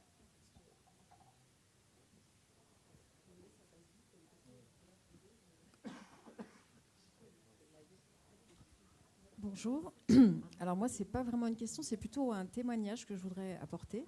Je suis formatrice aussi pour Ecoprod, Manuela Colomb, et j'ai eu la chance de faire une formation pour les équipes d'Un si grand soleil à Vendargues, avec Jeanne Doreau de la base. Et c'était très très intéressant parce qu'il y avait donc plusieurs professionnels, dont des réalisateurs et une scénariste. Et Jeanne, qui a eu accès aux chiffres et aux données de l'étude de l'Observatoire de la fiction spécifiquement pour Un si grand soleil, a pu leur présenter ces chiffres-là, et en particulier qui étaient en rapport avec les activités réelles de la cité, enfin des gens qui vivent à Montpellier, puisque ça se passe à Montpellier. Et donc sur les transports, c'était hyper intéressant parce qu'effectivement, ça a permis de montrer que majoritairement, les personnages d'Un si grand soleil étaient en voiture, alors que ce n'était pas du tout forcément le cas des personnes qui vivent à Montpellier. Et différents types de représentations comme ça, sur les habitations aussi. On parlait des piscines tout à l'heure.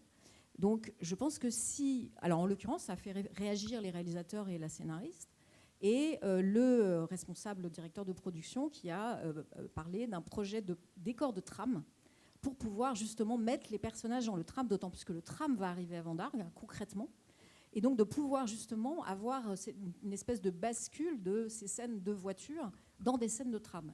Et donc, moi, ce que je veux dire par là, c'est que ça montre bien que 2 choses. Déjà, effectivement, la fiction longue, je pense, peut avoir une influence concrètement sur les comportements des gens. Je parlais plus d'influence que d'impact. Et d'autre part, l'importance des études pour aider le secteur à montrer que, un, c'est possible, et deux, je prends l'exemple qui est classique dans l'étude de l'Observatoire de la fiction, c'est le nombre de flics à l'antenne versus dans la réalité. Je crois que c'est 30% versus 7% dans la vraie vie. Mais c'est vraiment, on a besoin de ces chiffres-là pour décortiquer nos fictions et nous aider à changer les représentations et avoir cette influence. Je pense que cette influence dans les comportements, je pense qu'à force de voir des gens à vélo dans les films et dans les séries, je pense que ça peut aider à se mettre au vélo, tout simplement. Voilà, c'était juste ce témoignage que je voulais apporter. Merci.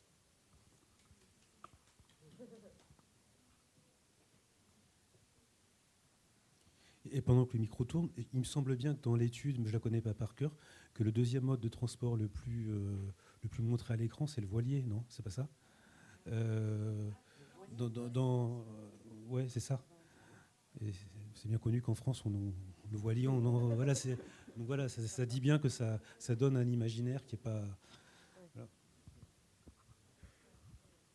Oui, je ne sais pas si on m'entend, oui.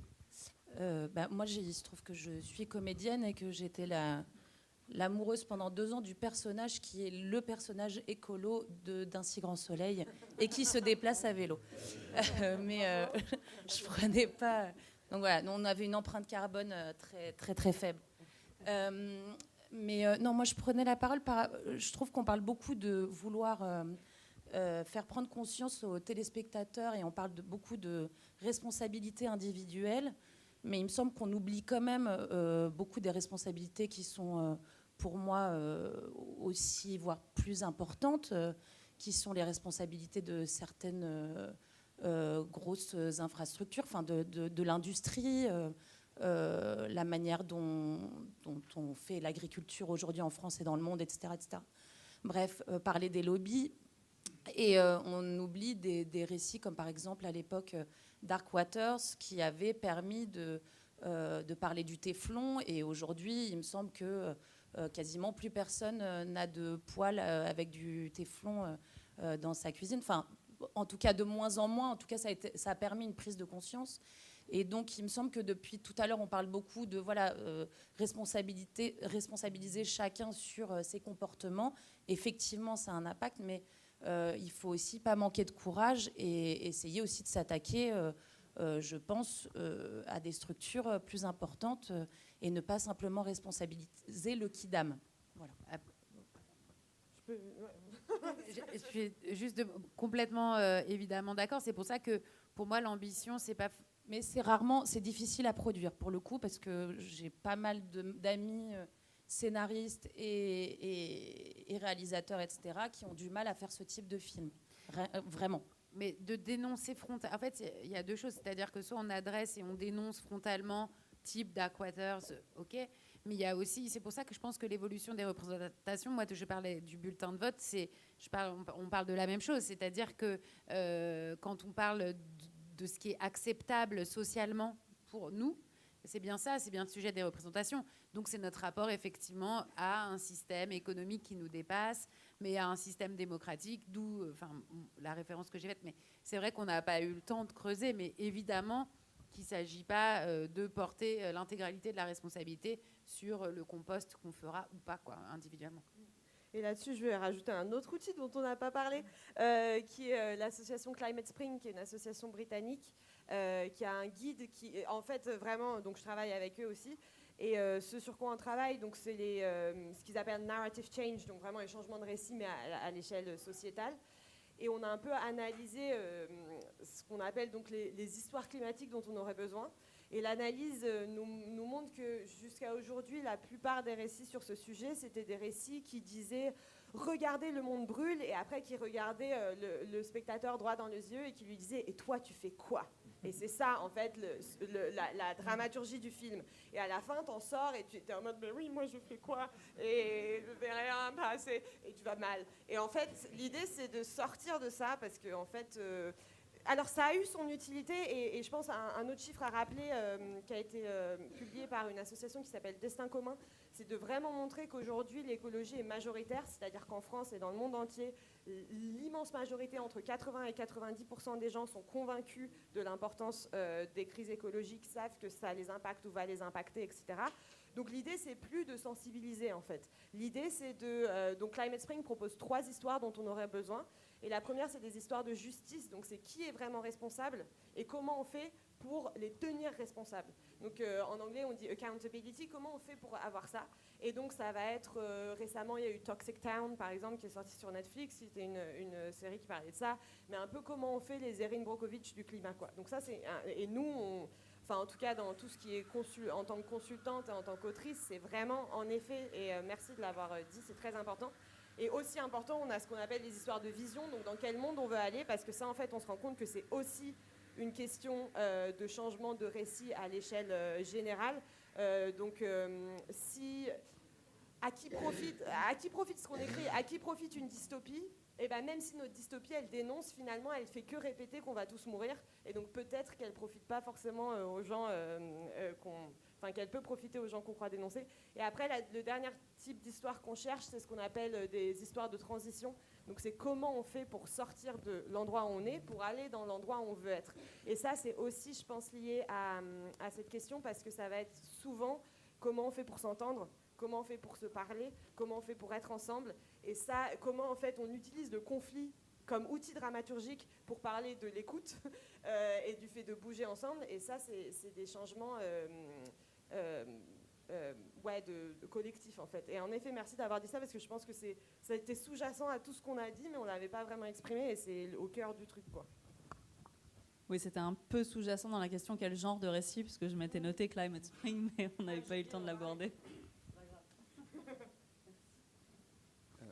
Oui. Excusez-moi. Moi, en entendant donc la conversation, je m'interrogeais justement sur un aspect que vous n'avez pas encore abordé, mais dans le souci d'écrire des nouveaux récits dans une veine optimiste, est-ce qu'il n'y a pas à un moment donné une confrontation d'une espèce de plafond ou de mur de verre devant l'attractivité face aux distributeurs, diffuseurs qui sont le dernier maillon de la chaîne, une fois que ce récit qu'on adore et qui obéirait, ou en tout cas pourrait répondre et satisfaire à plein d'envies, mais qu'à un moment donné, on va se retrouver face à un distrib, voire même à un public qui ne va pas suivre, malgré tout. Donc est-ce qu'il n'y a pas aussi cette question d'attractivité dans les nouveaux récits?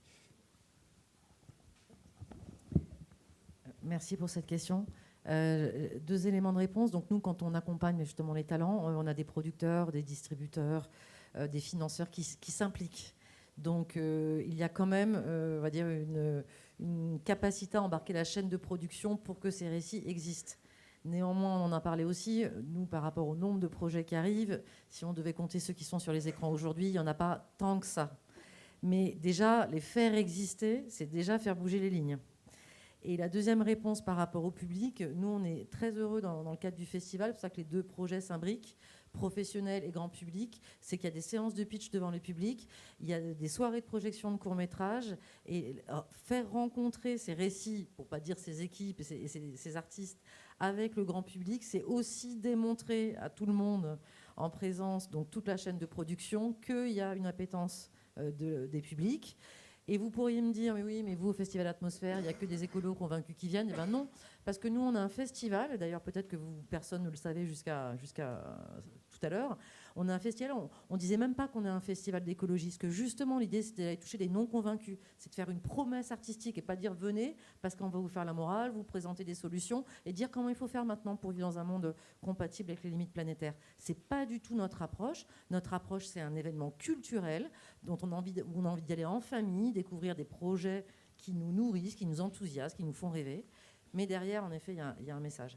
Et donc, cette confrontation avec le public, c'est aussi montrer à la chaîne de production qu'il y a un public pour ce type de film. Donc, nous, on a beaucoup d'espoir quand même sur le fait que ça arrive sur les écrans. Et plus que de l'espoir, moi je bosse avec Netflix et Canal+. Jérôme parlait du lien entre France Télé et Nouvelle Séquence.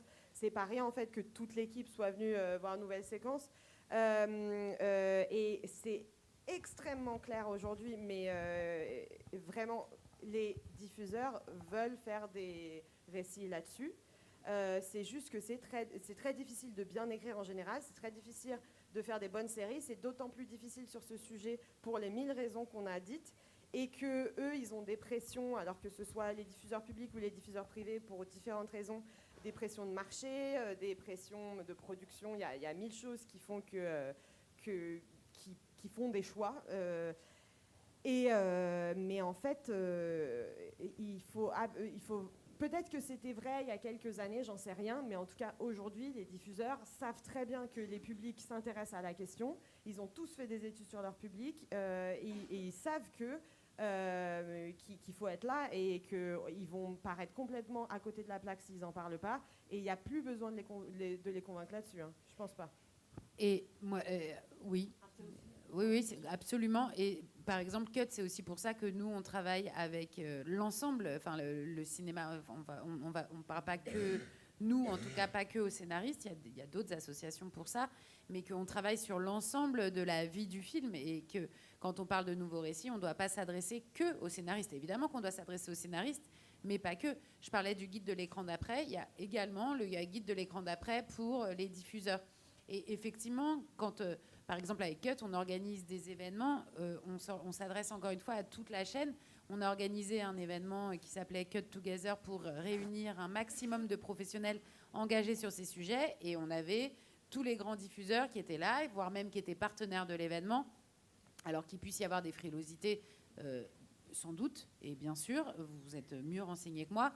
Malgré tout, je pense quand même que par rapport à il y a 2-3 ans, c'est assez récent, il y a une vraie quand même dynamique et à minima affichée. Et je pense même dans les projets qui sont soutenus, portés, je vois nous, Cut en tant que producteurs sur Imaginez Demain, on est reçus par toutes les plateformes et tous les diffuseurs.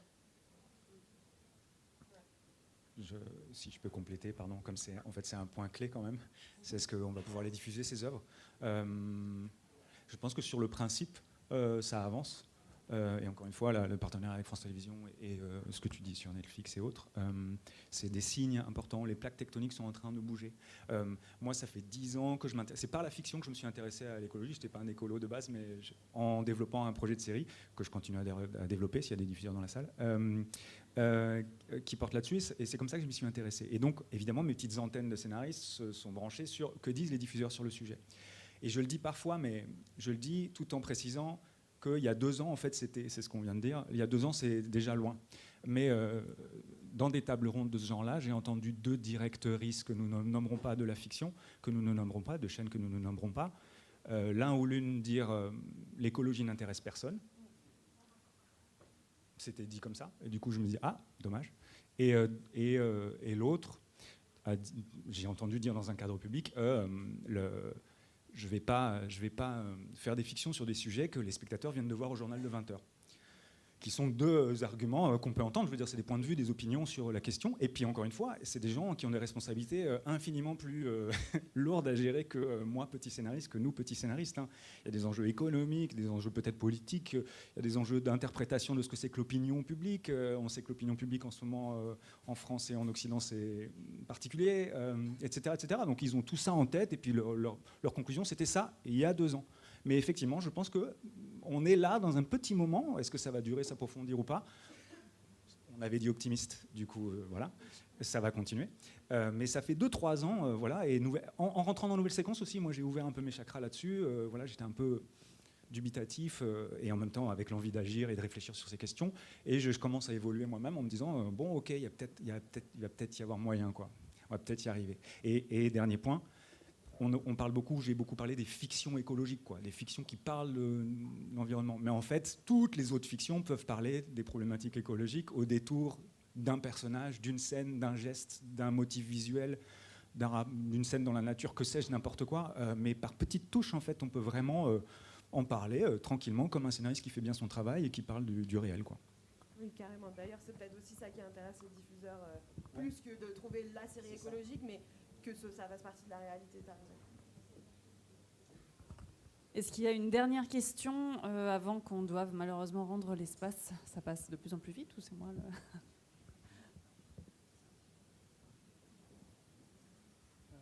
Tout à l'heure, vous m'entendez? Ouais. Tout à l'heure, je ne sais plus lequel ou laquelle d'entre vous parlait de projeter des récits dans lesquels on n'allait plus prendre l'avion à New York pour rejoindre son copain ou sa copine, ou on allait moins prendre, on allait réduire les déplacements ou plus prendre sa voiture pour prendre le vélo, etc. Et en fait, ça m'a fait penser à des conversations qu'on pouvait avoir avec des producteurs qui nous disaient que pour réduire le coût d'un film, on allait couper la séquence à New York ou couper les séquences en vélo. Les séquences en voiture. Et non, mais du coup, voilà, je me demandais s'il n'y avait pas une articulation là de se dire que, alors sans faire l'apologie du cinéma fauché, parce que c'est pas l'idée, mais que, voilà, en articulant un truc de production, est-ce que ces nouveaux récits pouvaient pas venir d'un truc de production, quoi, voilà, enfin, c'est pas vraiment une question, mais. Oui, tout à fait. J'ai un exemple. Là, il y a un autre film qui se passe à la montagne. C'était l'histoire de quelqu'un qui part, c'est le film de Pierre Salvador, je crois. Il part à la montagne et il déprime dans son usine à Marseille. Et en fait, donc il y avait 2 lieux, donc beaucoup de transport. Et en fait, en réfléchissant à la fois aux moyens financiers, à l'écoproduction, au récit, il s'est rendu compte qu'en fait, le fait qu'il déprime en usine, ça n'avait pas de sens et qu'il pouvait très bien déprimer au bureau. Et donc, en fait, au final, ils ont tourné tout au même endroit. Et donc, il y a bien sûr qu'il y a plein d'articulations à trouver par rapport entre le récit, la production et ce qu'on montre. Et peut-être, j'avais aussi envie de dire un dernier truc, j'ai pas eu le temps, c'est sur la place de la nature et les petites choses justement à l'écran. C'est la façon dont on va pouvoir nommer la nature. Je pense qu'aujourd'hui, on a une vision très impressionniste des choses. On parle des arbres, on parle des animaux, mais on nomme pas les choses. On protège ce qu'on connaît. Ce qui a une identité. Et donc, si on dit je vais fumer ma clope sous le platane, je vais protéger le colibri, enfin voilà, il y a une façon de réintroduire du vivant et de la nature dans les films. C'est peu de choses, mais ça change aussi beaucoup les perceptions, les récits. C'est ce que fait une autrice qui s'appelle Frédéric Sussfeld, dont on parle dans le guide sur la série Alex Hugo, qui passe à la télé. Et donc là aussi, voilà, c'est aussi une façon de changer les choses. Je crois que on n'a plus le temps pour des questions. Je ne sais pas qui. Si on a encore le temps. D'accord. Ok. Alors avant qu'il y ait un mot de la fin. Je voulais juste répondre sur le point de vue écologie et économie. Je pense que quand même il y a une chose à se dire. Quand on a commencé il y a quelques années à parler d'écologie dans le cinéma, on nous a dit ça va coûter plus cher. Et en fait, le premier frein, c'était le frein producteur on va produire plus cher. Et donc moi, en tant que directrice de prod, quand j'ai fait ce premier long métrage, un court et un long dans la foulée en éco-production, j'ai démontré que ça coûtait moins cher. Et en fait, l'économie de moyens, c'est une économie réelle, budgétaire.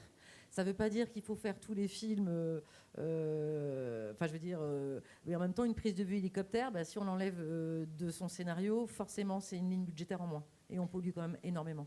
Je mets juste...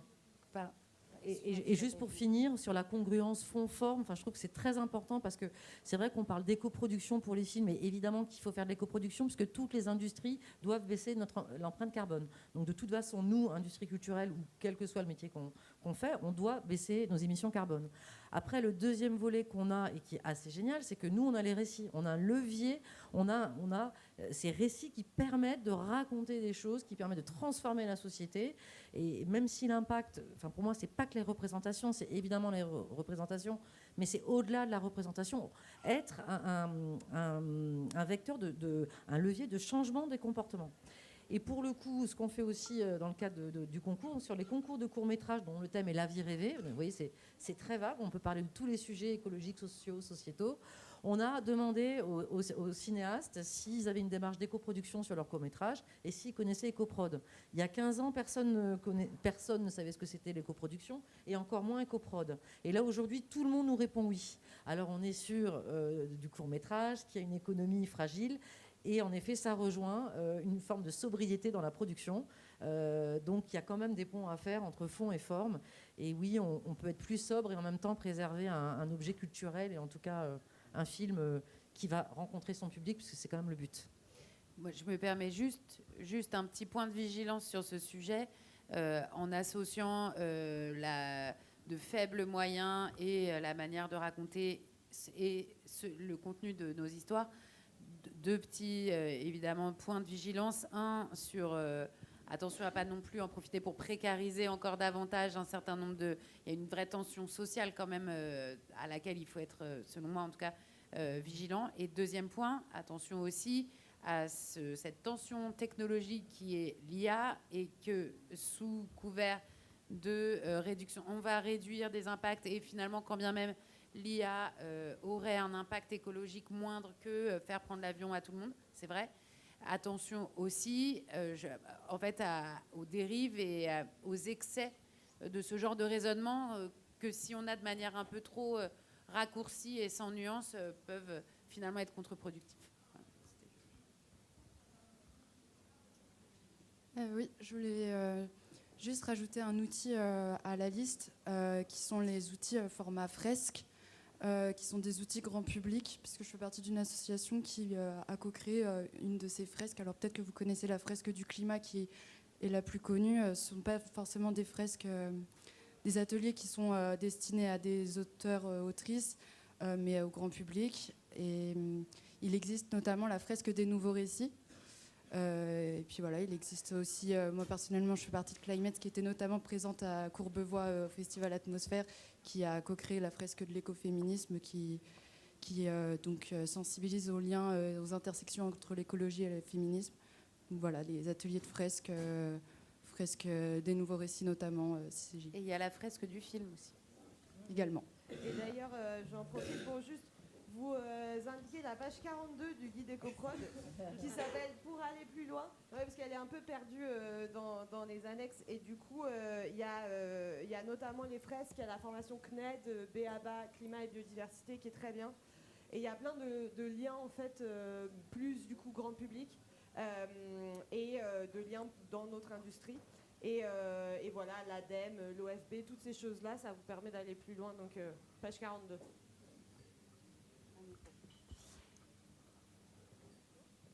Est-ce que je lance le mot de la fin, du coup, parce que je pense que...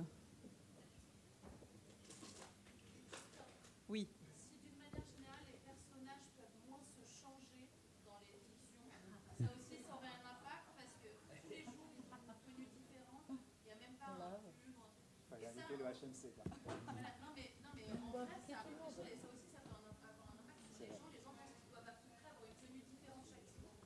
Et ça passe. Bah ouais, non mais c'est drôle, tu dis ça comme blague, mais juste sur la... C'est une fausse blague, mais en fait sur la question des récits, on parle souvent... Non, il marche plus. Sur la question des récits, on parle souvent de la question des scénaristes, mais en fait, il y a une file de gens qui sont responsables de ce qu'on voit à l'écran.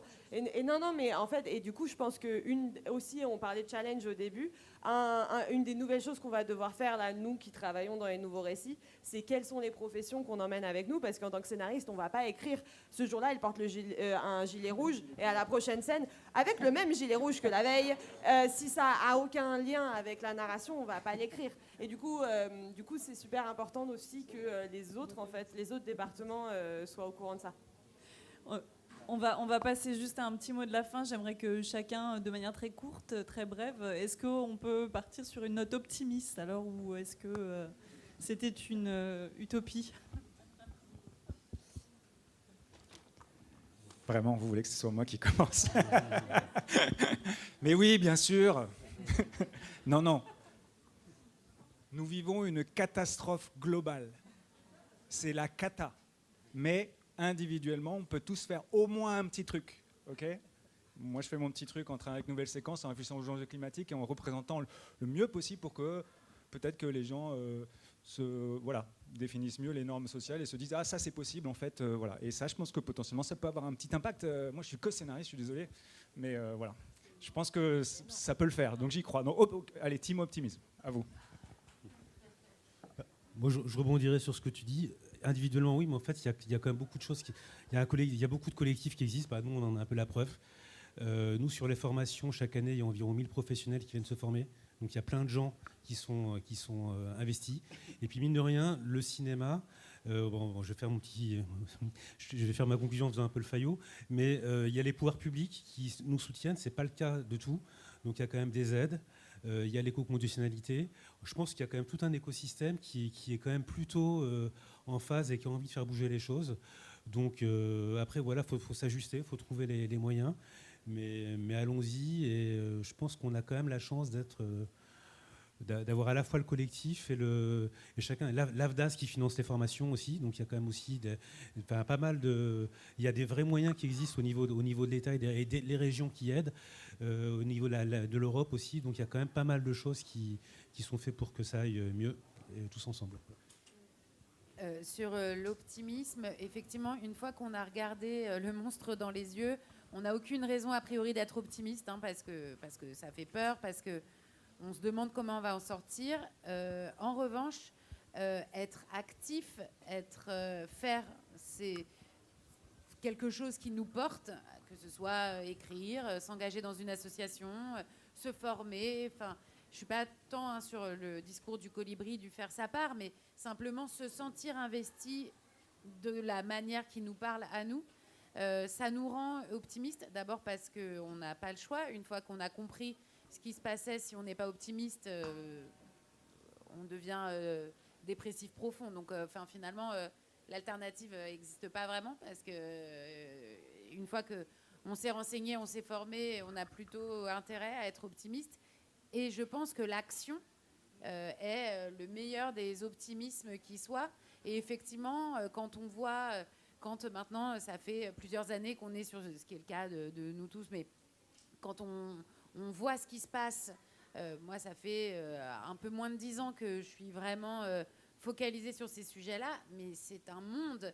On parlait même d'échelle de temps de 2 ans, et quand on voit le nombre de personnes se mobiliser, le nombre d'événements comme ça se multiplier, le nombre même d'acteurs majeurs de l'industrie se mobiliser, et pas que...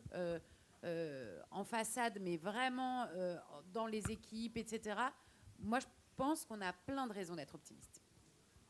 Ouais, je rejoins totalement ce qui a été dit. Et c'est intéressant, dans les 3 réponses, il y a un moment, vous avez dit « moi, je ». Et je pense qu'il faut vraiment qu'on sorte de ça. Et je le fais aussi, je suis autrice, je suis obsédée par moi-même. Mais il y a un truc il faut... En fait, si... on pense à l'échelle de moi-je, on est tous finis. Et en fait, il faut vraiment penser dans le collectif. Et il y a déjà plein de collectifs, et c'est ça qui est trop bien. Et vraiment, ce que dit Juliette, c'est trop vrai. Moi, il y a 2 ans, j'étais vraiment un peu toute seule dans mon délire. Enfin, on n'était pas beaucoup sur cette question. Il y avait Atmosphère, où vous êtes là depuis toujours. Mais on était quand même... et là, j'ai trop de travail. Genre, je dois dire non à beaucoup de choses. Et c'est incroyable. Enfin, dans notre écosystème, c'est sûr que ça monte. On a des pressions énormes de budget, technologique, etc. Après, dans le monde réel, évidemment, c'est très compliqué. Après, il y a des mouvements de fond, culturels de fond, encore une fois, sur le fait que les gens, aujourd'hui, il y a en majorité plus besoin de les sensibiliser. Toutes ces choses-là, il y a des combats qui ont été gagnés, en fait. Beaucoup de combats qui ont été gagnés. Et là, on a une phase de transition. On est à un moment, c'est la phrase de l'ancien monde n'a pas encore disparu, le nouveau monde n'est pas encore arrivé, c'est l'heure des monstres, là. C'est un truc de Gramsci. On est à un moment où des monstres peuvent se réveiller et se réveillent déjà. Il faut se battre, je pense que ça c'est très très clair. Et il ne faut même pas se poser la question de si on va gagner ou pas. C'est pas ça qui vaut la peine de se battre, c'est juste... notre métier c'est de la création, et la création pour moi c'est ajouter de la vie sur Terre, et il faut être du côté de ceux qui créent et pas de ceux qui détruisent, et on y va à donf, et puis au pire oui on se rétame, mais voilà, au moins on y serait allé quoi, et puis peut-être ça va marcher. Au cas où on essaie quoi, c'est ça ce que je me dis. Laurence. Bon super, on est tous optimistes, et en général ça se transmet, ces genres de sentiments qui se transmettent, n'est-ce pas? Non, je vois que vous allez sourire. Alors très concrètement, il y a 2 phrases de personnalités célèbres, je vous laisserai deviner qui a dit ça. On n'a plus le temps d'être pessimiste, et agir rend heureux. Bon, voilà. Donc ça résume un peu ce qu'on pense tous, ou toutes, en tout cas, presque. Il y a plein d'outils. Enfin, si vous êtes auteur, scénariste, cinéaste, spectateur dans le public, vous avez compris qu'il y a plein d'outils qui existent. Le Festival Atmosphère, venez, c'est gratuit. Il y a une chaîne YouTube, plein de choses. Vous pouvez écouter plein de contenus enrichissants en replay. Vous pouvez participer aux concours qui sont gratuits, inclusifs. Donc venez, il n'y a pas d'excuses. Et puis vous rencontrerez toute la chaîne de production et plein de gens très motivés. Donc voilà. Et en effet, il y a l'action individuelle, il y a l'action collective. Donc je pourrais vous dire en troisième façon d'agir, c'est de rejoindre les collectifs, donc tous ceux qui existent ici. Bon, moi je vais vous dire l'étoile verte, parce qu'on est vraiment des gens du terrain, on sait ce que ça veut dire et on mélange l'artistique et le technique. Donc cette transversalité, elle est aussi importante dans tous les métiers du cinéma et de l'audiovisuel. Et puis pour finir, vous dire que rester optimiste, c'est aussi une façon de vivre, de survivre, et que moi je suis restée dans ce secteur du cinéma pour sa raison d'être, c'est-à-dire que le plus puissant levier de transformation de la société aujourd'hui, c'est la culture. Moi je suis convaincue de ça. Lisez autour de vous, regardez toutes les entreprises, toutes les industries. C'est vraiment le plus puissant levier aujourd'hui de transformation de la société, et on en a besoin. Donc on est au cœur de métiers, au cœur de métiers culturels qui ont une vraie raison d'être. Donc à ce titre-là, vous avez beaucoup de choses entre les mains, et je pense que ça donne beaucoup de sens aussi à notre chemin et cheminement sur Terre. Merci, un grand merci à vous 5 et merci à tous et à toutes.